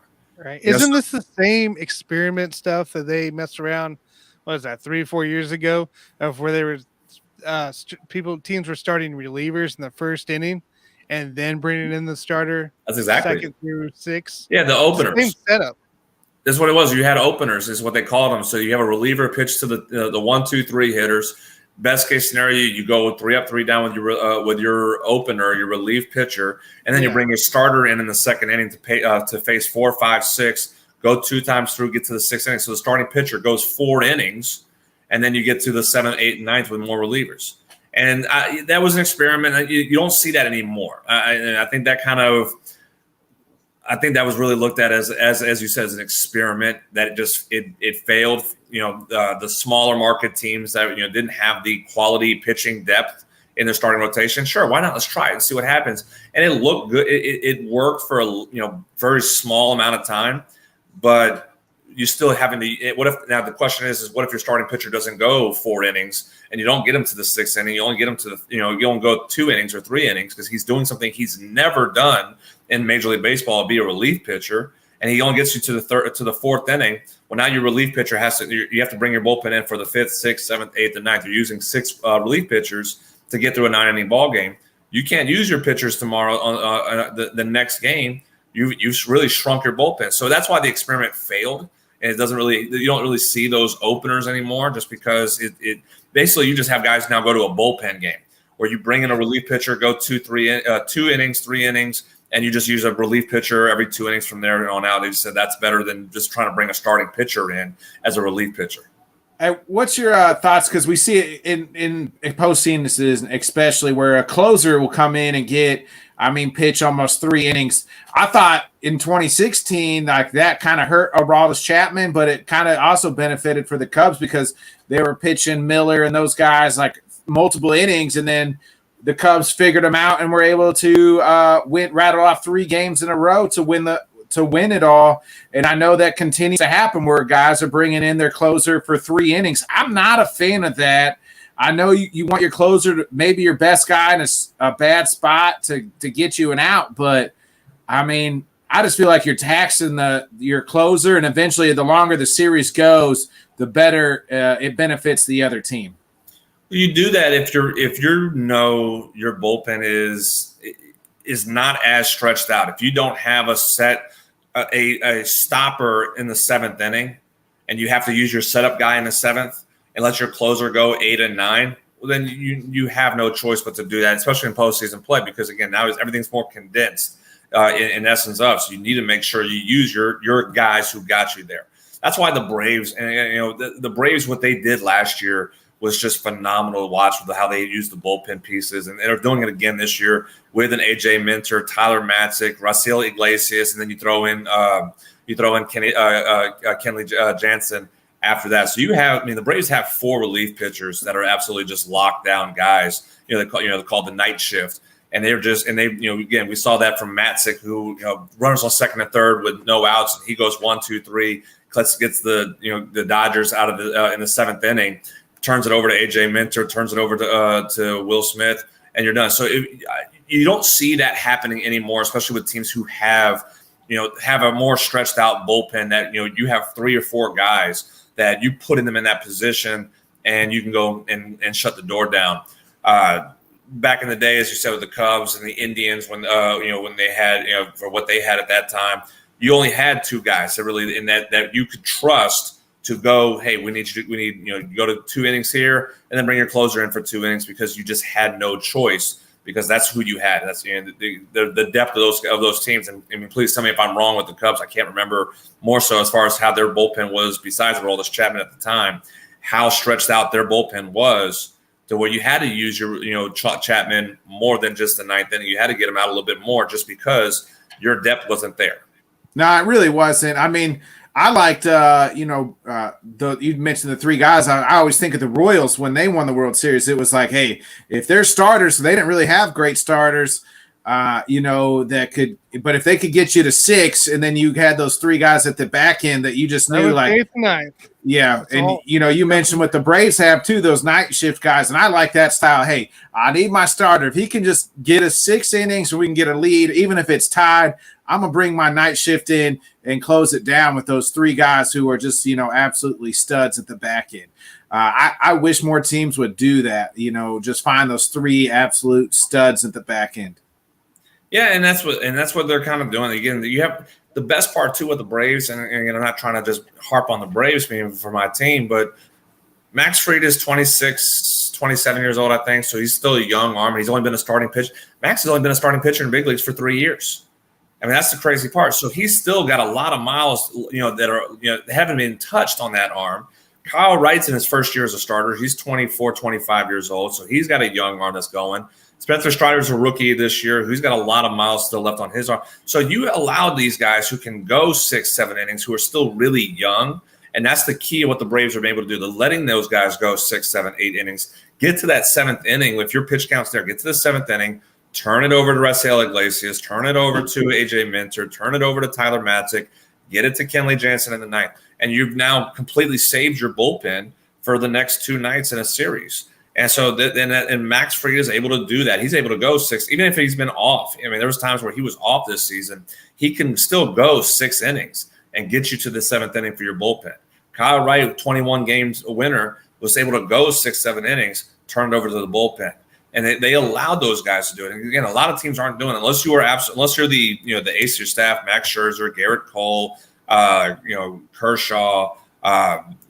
They allow those guys to go. Verlander. They let those guys go as deep as they can, and then you turn to the bullpen. But a lot of teams aren't letting just anybody else go in their rotation. They're trying to get 6. They're trying to get 5.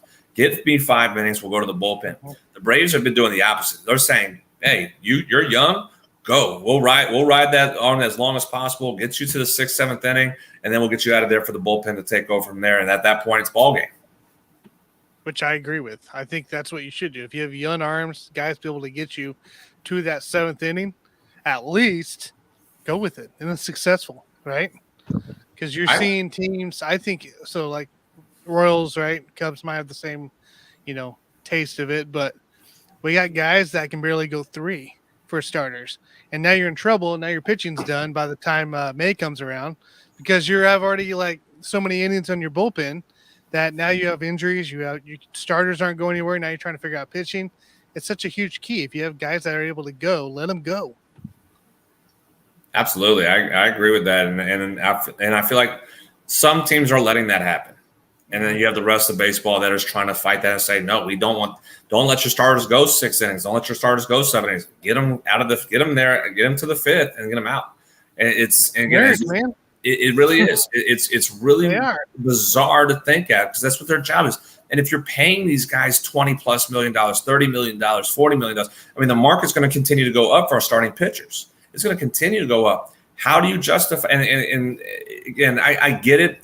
Go 5 innings, and you're saving his arm and whatnot. But at some point, the starting pitchers are going to get hurt, which we saw a lot this year. We saw a lot of starting pitchers go down this season, a little bit more than normal. Now you can say, oh, it was a lockout. The spring training wasn't the same. The schedule wasn't the same. But you're seeing these guys not be able to work through 7 innings on an annual basis. And that way, that means their bodies are not able to handle going 7 innings anymore. They're not able to go handle 8 innings anymore throughout a season. I mean, I would love to be able to look and research as far as I may make my little assignment on myself to do so, just because I love doing stuff like that. How many what was the percentage of pitchers and starting pitchers that did go 7 innings?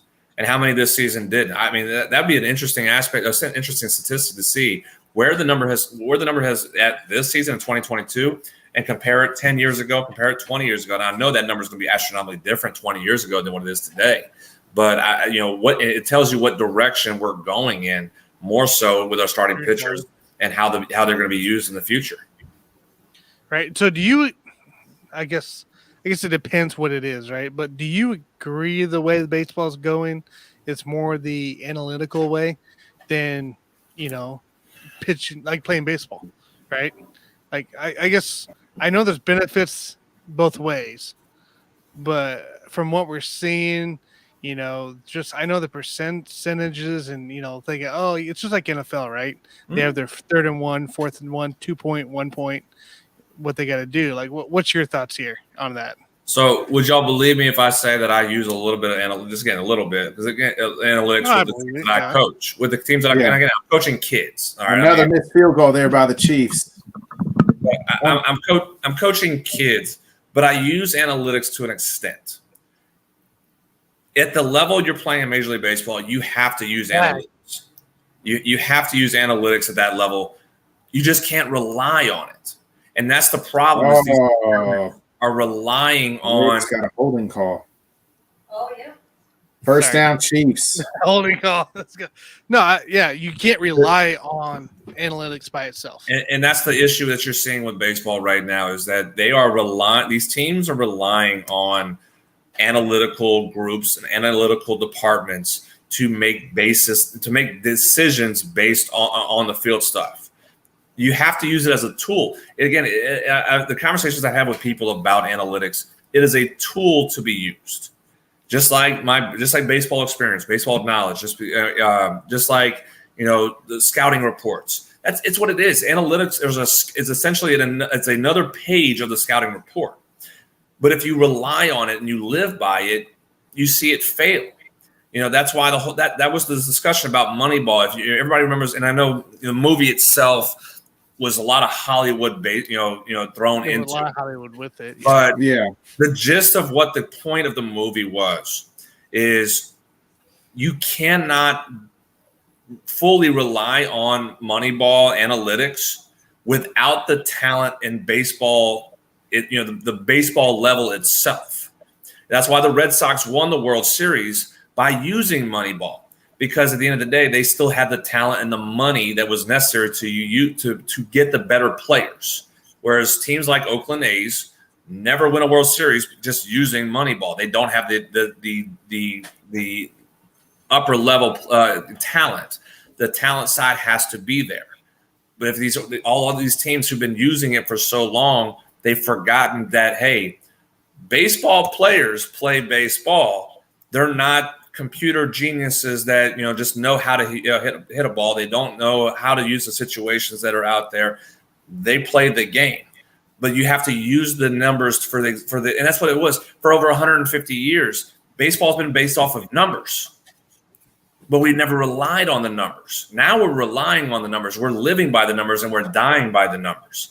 And that's what's causing this ripple issue that we're seeing in baseball over the last 5, 10, 15 years, is that we're now letting these departments of numbers make the decisions for baseball lifers and say, you need to learn how this works, or we're going to find somebody who will do it that we want. Yeah. And that's the issue. I feel like I don't mind analytics being part of the game because it's necessary. Limit the usage of the analytics, and you have a great balance of it. But if you rely on the numbers and you rely on the analytics more so than just the baseball side itself. Another Kelsey touchdown. That's 4 today. Sorry. Ruining my night. Another 4 touchdowns. Hey, as long as it's not CH. Hey, boys, I'm gonna have to get out of here. I got to get to bed a little early tonight, so I Sounds will good. holler at y'all later. Hey, Jonathan, appreciate it. Hey, absolutely, Nick. We'll see what happens this week, man. Next week we talk. I guess the ALCS is almost CS is about to kick off, so we'll see what happens. Tomorrow starts? So yeah, by the time Monday comes around, we should be pretty much figured out. So we'll have an idea. We'll see how happy I am or how sad I am. Hey, the Saints looked halfway decent. Maybe they should stick with Andy Dalton over your boy Jameis. That's all I'm going to leave out on that. Hey, we'll see you guys. Hey, Taysom. Let's talk about Taysom. Hey, yeah, right? Hey. All right, Nick. See you guys. Catch you later, dude. That's funny. Leaves on with the Saints. You got to get that shot. You got to get that shot with on Jameis before he heads out. Jameis shot. Oh man. So yeah, I don't know. I'm interested. I'm excited for baseball coming into play. A lot. I don't know. It's the best time of year, but it's also gonna be interesting to see how some of these other programs do that. We're in the. I guess we're in the contention here. Teams like the Royals are already firing people, changing up staff. They still got a few more people to get rid of, but it should be a new image for those guys. And, I'm curious to see if a team like Tampa and Toronto have a little bit of changeover as well, because those are two teams that obviously were kind of favorites going into this wild card series. And, well, Toronto blows that big lead, and Tampa ends up losing in 2.5 games in 2 days. So, I could be interested to see how Toronto responds to it. I don't think Kevin Cash is in jeopardy of losing his job or anything like that. I don't think any changes are in that aspect. Just because, again, small market team, not a lot of money, so you're not bringing in somebody who's going to do anything different than what you already brought in for the culture of the franchise. The Blue Jays, however, they have they're a young, talented team. They're still lower on the low-ish side of payroll amongst the Major League Baseball teams, but that talent, you brought in George Springer, you've been bringing in and trading guys, bringing in Alex Manoah, you had a lot of free agency brought into that, so that could be a conversation of Toronto job being, if manager or general manager up for discussion, and I think the manager job is going to be more up for discussion first before the general manager, because again, that's what we've become more so with baseball is the general managers. General managers survive more before the managers do. They survive first, and then you start having a conversation as far as the general manager. So it's really changed a lot because it wasn't that way. You used to have the managers really were the ones in control for the longest time. The general manager's job was to provide what the manager needed. Now it's flip-flop. Now it's the general manager saying, well, what do you have for me that I can put a team together for you? And so it's definitely a different dynamic in baseball. It's a dangerous dynamic if you're thinking about it for those like me who are baseball lifers who are not the analytical guys. It's kind of put things in a little bit in different perspective. It almost, yeah, I guess that's right. Because for me, as a manager, you kind of just deal with what you got on the field.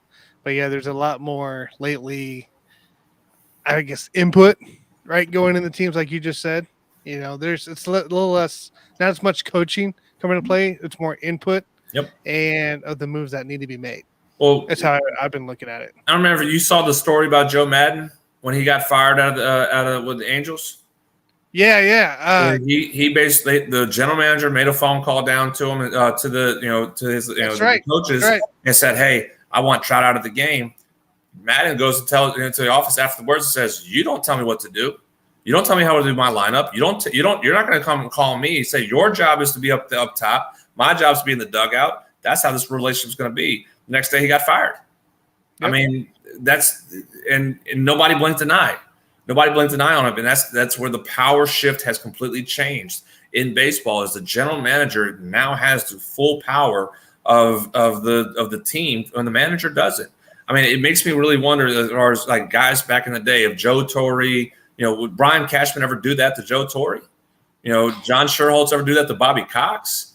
I mean, absolutely. Huh? Did you imagine that? Oh my goodness! Ozzie, probably in the middle of a ball game, he would have gone up to the general manager's suite and said, "What the hell are you doing?" He would have left the dugout, went up by the fans in the middle of the game, tirade the whole entire way. I mean, no, you would have never thought that would be the case of how this game has been played for over 150 years and how it's been ran for 150 years, and now we're in that era of the general manager, essentially, where they are controlling the game. And I feel like where you have guys who are general managers have been given the title of president of baseball operations. Well, now, again, what qualify the conversation should be is what qualifies you as a general manager who, let's just use the expertise that, back of the Moneyball days, young guy with an economics degree who's a title of baseball operations. What do you know about baseball more than I do? And so then it just opened up a whole can of worms for the last 20 years, where you have these guys making baseball decisions that have never played the game at a high level. Does that mean they don't know anything? Well, no, everybody knows something. We're all fans no matter what at the end of the day. But do you know the game well enough to make those decisions and say, hey, I know how to read a scouting report, and I can tell you a little bit more about what these guys can do? Yeah, that's what it is. And it's just, I don't know. The games, not only is it going a whole different shift, right, going to play, you can't watch your games, right? The fans can't watch the games. I think I literally, at home, I watched one game, and that was because it's free on YouTube for a Royals game, right? I could watch any other game, though, with the MLB app. And with that focus, plus the way the game is shifting, and then you're hearing more and more drama come into play, and now there's not any really big parity, right? Because you kind of have the same teams in year in, year out, essentially for playoffs. So I don't know, like to an extent, but I mean, like teams like the Braves, luckily built within, but a lot of teams go out and buy their players and don't really build within as much. Is it to the extent of the NFL, where the NFL does have, they had 12 teams make playoffs for a while. I think it's now 14 teams, and 8 of those teams are new every year. No, it's not to that level, but it's not to the level of the NBA where they have 16 teams. Well, they have 16 teams make it, and it's the same 10, 11, 12 teams in the playoffs. It's not to that point yet. To it yet. But I agree to because again, parity, because of how the economics is run in baseball compared to the NBA and NFL, the economics doesn't allow the small market teams like the Pirates and Reds to compete for playoff spots almost every year. That's just not how. That's what they're trying to figure out. But I think they're doing it the wrong way with certain aspects of how to do the revenue system, and as well as the TV contracts that they're trying to get going. I think that'll help. I think these new TV contracts will come up here, will help. But essentially, as well as the Braves, you're going to use the Braves as an example. Braves have one of the worst TV contracts in Major League Baseball. They have one of the worst TV contracts, and their TV deal is up at the end of 2023, and then the new TV deals throughout Major League Baseball comes in. So it's just once that occurs, now you start having a little bit more revenue thrown in and a little bit more money coming in to help these smaller market teams. And the Braves are functioning so well right now because of how they've been able, the success of the stadium, the battery, a lot of the things that they've been able to do outside of the TV deals. But once these new TV contracts come in for all Major League Baseball teams, well, then you have a little bit more money coming in. It's just up to the owners if they're going to spend that money. It's true. It's true. It'll be interesting to see kind of as these deals expire and renew, what actually happens with MLB. So, all right, we're in the final 4.5 minutes. The Raiders just scored with a great pass on a couple of rookies for the Chiefs. So let's talk Saints, right? Big win this week. Much needed win this week, more like it to say it. And Taysom Hill came alive. I mean, I know Jameis Winston might, still out.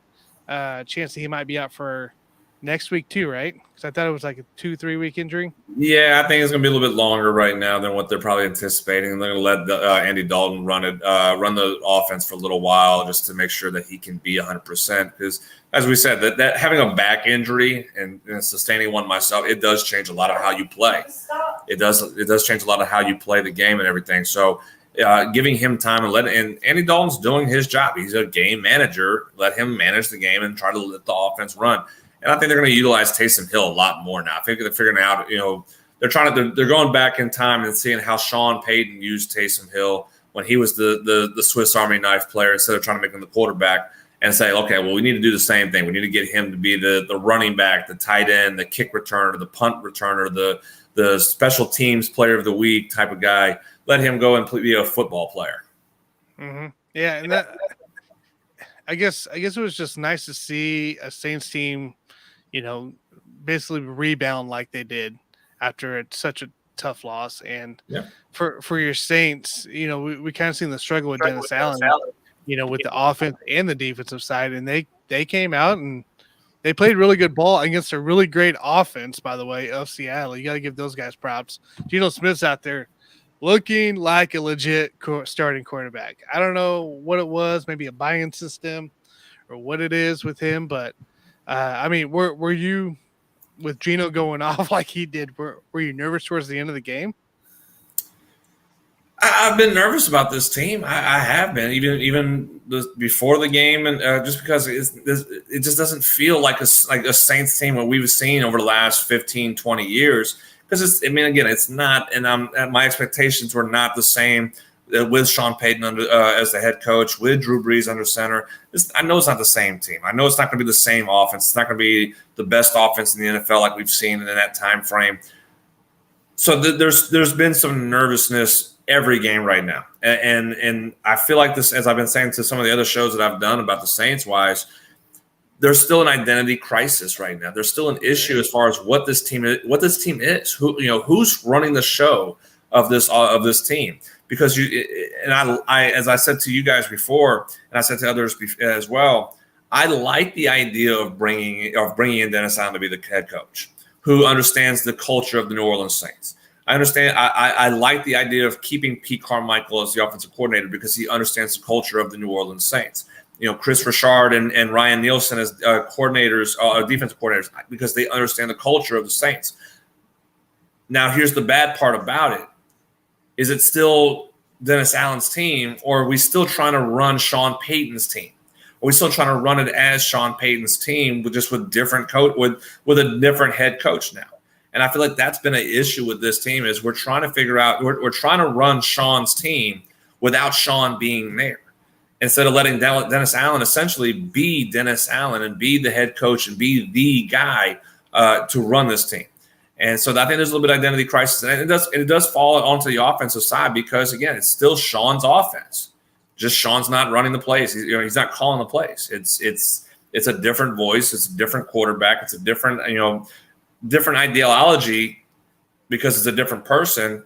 But it's the same offense. So there's a lot of issues with the identity crisis I feel like this team is having. And you're seeing it week in, week out, and it's becoming more apparent each time. And Saints fans are seeing it as well. And that's where the frustration of the Saints fans is coming in because we're like, wait a minute, we were expecting something a little bit different. Not totally different, but something a little bit different to where we know what we are. we have no idea what we are right now. We have no idea if we're going to be able to be a contender. We have no idea if we're not going to be a contender. That's the issue right now with this team is there's just no identity. No, it's very true. I mean, I don't think it wasn't necessarily the wrong move by any means of shifting over. You kept the game, like you said, the same chemistry, the same mindset going into play. But you're right, it's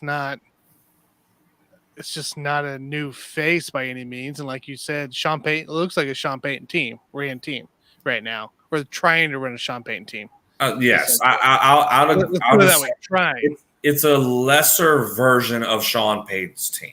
You know, I think I'll go to the 2012 which one was I think it was the 2012 season. That was after it was the Bounty Gate year. The suspension year. Yes, that we were still trying to be. Sean wasn't there, and it was just completely a cluster of an issue with that team. Mm-hmm. It feels the same right now. It just kind of feels that way. It's just we're a good team, but not a great team. But we're not bad. But being a good team, just not being a bad team type of situation. It's just like we're all over the place with it. And it may be the point of, maybe Dennis Allen wasn't necessarily the right. I don't want to say he's not a head coach material, but maybe coming into play, having to fill in the shoes of a guy like Sean Payton, after working with him for so long, might be a little bit tough a tough task to be able to implement some of your own stuff. Granted that a lot of that is possibly from Sean himself. So, I just feel maybe there's not enough newness. I don't know if that makes sense. Like think of it this way. When Sean got his start in 2006, so the Saints, he left his mentor, Bill Parcells, who he followed to Dallas when as the offensive coordinator. He followed to Dallas, and he loved again, he's a Bill Parcells coaching tree and everything. But the biggest thing he didn't want to do was he didn't want to follow Bill Parcells as far as being the head coach of the Dallas Cowboys. That's why he took his chance to be the head coach of the New Orleans Saints in 2006. Because you're following a legend. You're following the big guy, the big tuna. You're following him, and you're having the expectations of what that meant. Dennis Allen is essentially Sean Payton. I'm not comparing Dennis Allen and Sean Payton, but in the role of where Dennis Allen was in his career as a defensive coordinator, following the legend of New Orleans, and being the guy and the head coach, that's something that Sean Payton avoided when he was the offensive coordinator and didn't want to be that guy to follow Parcells. So the pressure, the all eyes on you, the expectations has really just been thrown on top of Dennis Allen, because again, you have a championship. You still have a championship roster. You just don't have a championship. You don't have a championship quarterback, but you have a championship roster that's still built and set for you, and you're underperforming and underwhelming the masses right now because of it. So the pressure is really on Dennis Allen. In how long the leash, I don't know. I mean, I don't know how long that's going to be on him, if he's going to last 2 years or 3 years. I know he'll survive this year. Let's just say the worst case scenario, the Saints missed the playoffs. We win 6 games. He'll survive this season because, again, it's about continuity. That's what the franchise wanted. They wanted stability and continuity post Sean Payton. But as time goes on, you have to move on. And if you're not getting the progress that you were hoping for with a championship roster, which that window is not going to stay open for very long, especially with the finances of what the Saints roster is, you got to make some decisions here pretty soon. How long does that window stay open? And then you have to be in a rebuild mode, even more so than what you're trying to avoid. And that's going to be the issue more so about Dennis Allen and the front office, is just how long does this window carry on? How long of a leash do we give Dennis Allen, and how long do we give him the benefit of the doubt? I've always said that I think managers and coaches should have at least, I'd almost say a minimum of close to 3 years just to see what you got. But some of them, maybe I'll do 2 minimum, give them 3 years max, 4 years max to see what you want. Like, the whole Matt Rule thing, right? That was like a 7-year deal they signed, and they wanted to can him after 2. Granted, they canned him 2.5, I guess you could say. But, it's, you got to see what you got, and sometimes sometimes it only takes a year and a half, 2 years to know what kind of coach and head coach you got and how he fits a system that isn't running with the players. Well, as you said, though, and this is the reason why these coaches are not given that much time. As you said, the parity of the league is there. Yeah. So when you have parity, you have expectation to win now. And if you're not winning now, we got to find somebody else. We have to find another player, another coach, another regime to go win now. So the timeline, I agree with you. 3 to 4 years is what it should be. And again, we're seeing this in college football right now, where college coaches are not given their contract. It's absurd for a college coach not to get 5 years to coach a team in one full recruiting class of 3 to 4 years. They're not given that time frame, expecting something to change, and yet if they don't win. Like give you an example, Brent Venables right now in Oklahoma. Would you believe he's on the hot seat? I would believe it because he's 3 and he's lost 3 games already. He's lost 3 games already with a team that blowing out by Longhorns too. Yeah. Oh, absolutely. You don't do that in Oklahoma. You don't. I mean, again, that's a fireable offense if you get shut out by Oklahoma. Something that hasn't happened by Texas. That's something that hasn't happened since 1968. So, I mean, that in itself is going to put him on the hot seat right there. But he's in his first season. He's already going to be, talked about being on the hot seat moving forward before he even get his first recruiting class, like his first recruiting cycle. So and they're going to SEC as well, which is maybe why he's on the hot seat. Maybe, but that's the point of it, though. Is like you got to win. You got to win now, and that's the business side. And I feel like that's what everybody's starting to realize, especially with college football itself, is that the business is winning. And the NFL, you're not. It's not for long, is what they usually always say. The NFL is not for long. If you're not winning, you're not being here for long. And so if you're going to get 2 years, they're already talking. Again, Nathaniel Hackett for Broncos, he's on the hot seat right now because of how things have looked for with him and that roster and with that team. Brandon Staley for Chargers is on the hot seat after this is year 2. I mean, there's no time anymore. You have to win now.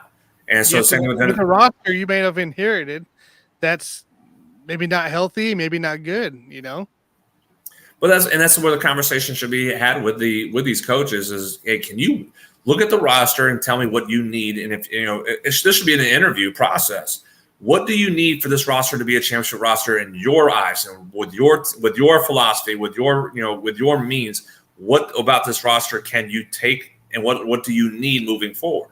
And I don't feel like that conversation, and again, I'm spitballing here, but I don't feel like that conversation is being had enough with these coaches who are being brought in to coach. They're basically saying, here's your roster, go win now. And if they don't win now, well, all right, you're fired. We'll find somebody else in a year or 2. Yeah. We'll just tank for a little bit, get some first round picks, and call it good. Yeah. That's literally what it seems like. And the thing is, some of these teams, and this is not just NFL by any means, but a lot of these teams are also firing winning programs, right? Winning coaches, which we've seen in history. But it's like, even Brandon Staley, yes, he makes questionable decisions, but he's still bringing you to a winning stage, a competitive stage. But of course, he's not taken to that next level. Well, I think that's probably the hardest thing. We'll throw in the name Jim Caldwell. Jim Caldwell with the Lions. I think he was the last. He made it. He got him to the playoffs, I think, one year with the Lions. Yeah, and he was fired.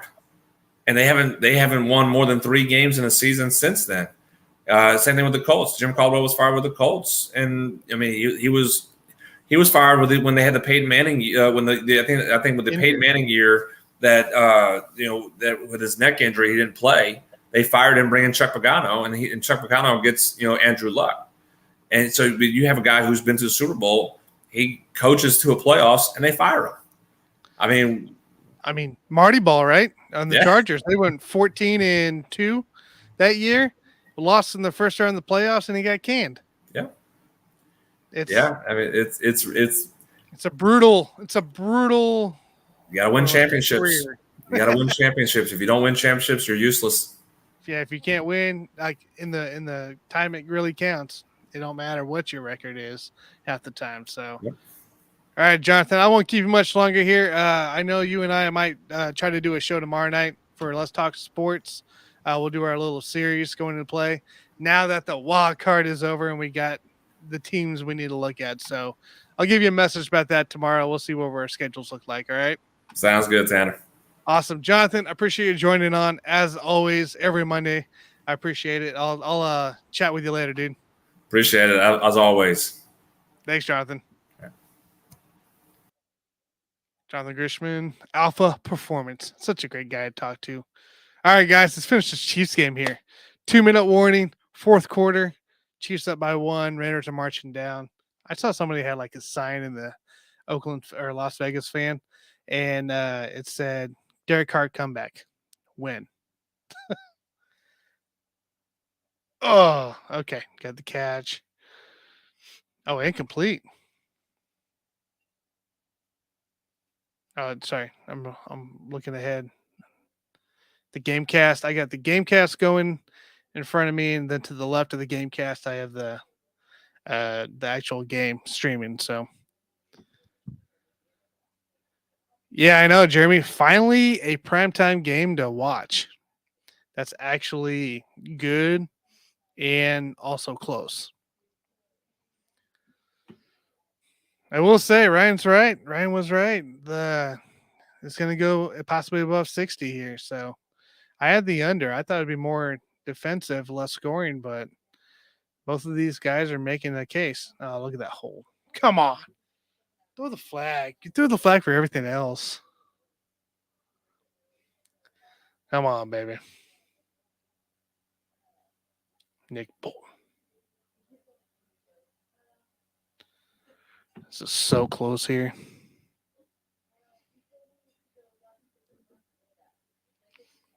Clock's ticking. They're on the, what are they on? The 37 of Las Vegas. As we go down the way. If you guys haven't already, like, subscribe, follow. We do this every Monday. We have multiple guests and everything. So, uh-oh. Throw it away. Okay. It's all right. We got the, don't forget to check out the post-game show coming up on Let's Talk Sports with Bill, the Man Cave guys, and Connor. Do a great job there. It's always a fun time. Make sure you guys check them out right after the game here on Let's Talk Sports.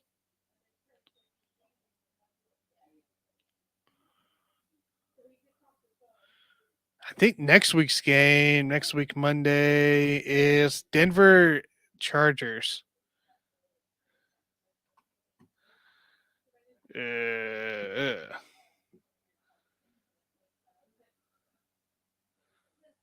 Stop him. All right, all the timeouts are gone.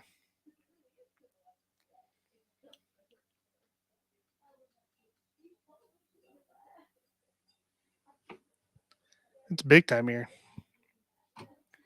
Hey, what's up, Steve? Thanks for coming in. Come join. Appreciate it. Got the Gamecast going as we count down this final 51 seconds here.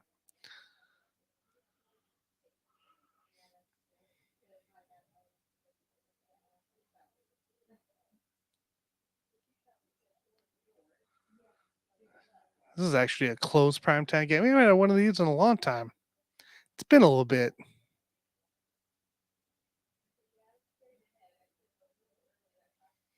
Got my power rankings dropping on Whiskey Sports here in a Wednesday. I'll do that video tomorrow. I don't know. I'm kind of curious. I think Philly still be my number one, obviously. But the top 5 will shake out again. I think there's going to be some change-ups.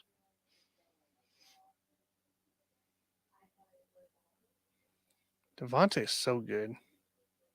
It's stupid. It's stupid how good he's good. I've been joining people podcasts today and still looking to join. Hey, you know what? Like, subscribe, follow. We got Whiskey Sports Podcast, Sports Buffoons. Let's Talk Sports. If you go look at Let's Talk Sports, look for the logo right below. It says free of. It's great channel. They have tons of content daily going on for sports. I mean, literally tons of it. There's a post-game show right after the game ends here today on Let's Talk Sports. It's a great time. So tons of content out there, tons of channels. If you go to Let's Talk Sports, you won't be disappointed. Oh, man. One. I only got one. One. Catch. No, he tapped. No, it's on possession. He didn't have possession. Incomplete. Incomplete. He bobbled it. That was a bobble.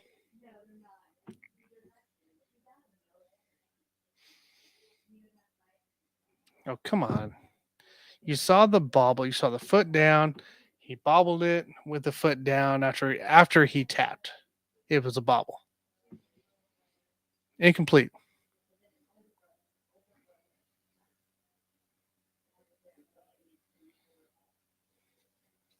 Still, Devontae Adams is so good. Incomplete. Come on. Let's go.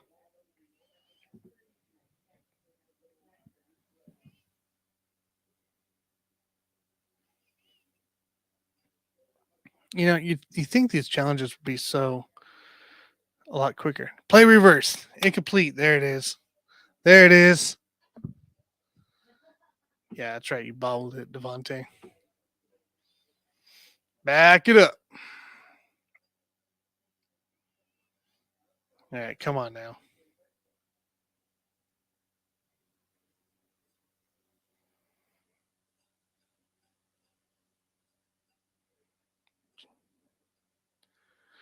Third and one.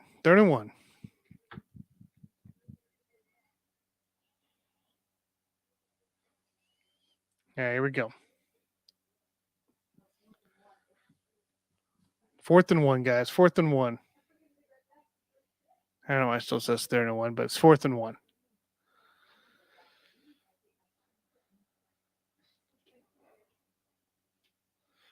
Watch for Jacobs.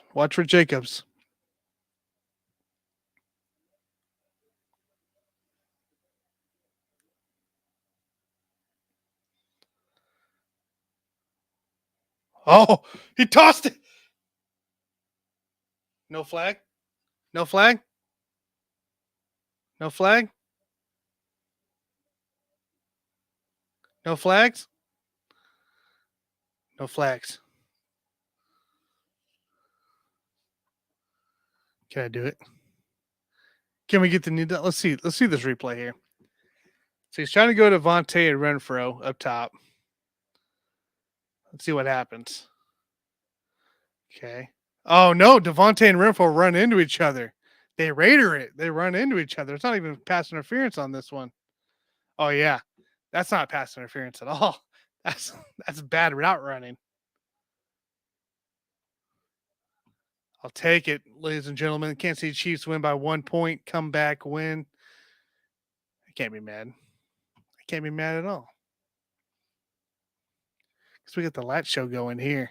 So, guys, if you haven't yet, please like, subscribe, follow. Go check out Let's Talk Sports right after this game here. Bill, the Man Cave Boys, and Connor are going to be doing a post-game show on this. It's going to be a great time. Go like, subscribe. Everybody, we'll catch you next Monday for, I believe, the Chargers-Broncos. Could get ugly. So, hope to see you guys next time. See you guys. Hey everybody, thanks for tuning in to the Buffoons and Bodkins show. Make sure you hit that bell, subscribe, and follow for more content. Swing over to the Bodkins show, subscribe and follow for him, and then also swing over to Let's Talk Sports Network and go subscribe to him because it's phenomenal for what he does, and there's a lot more to come on that channel between us as well. So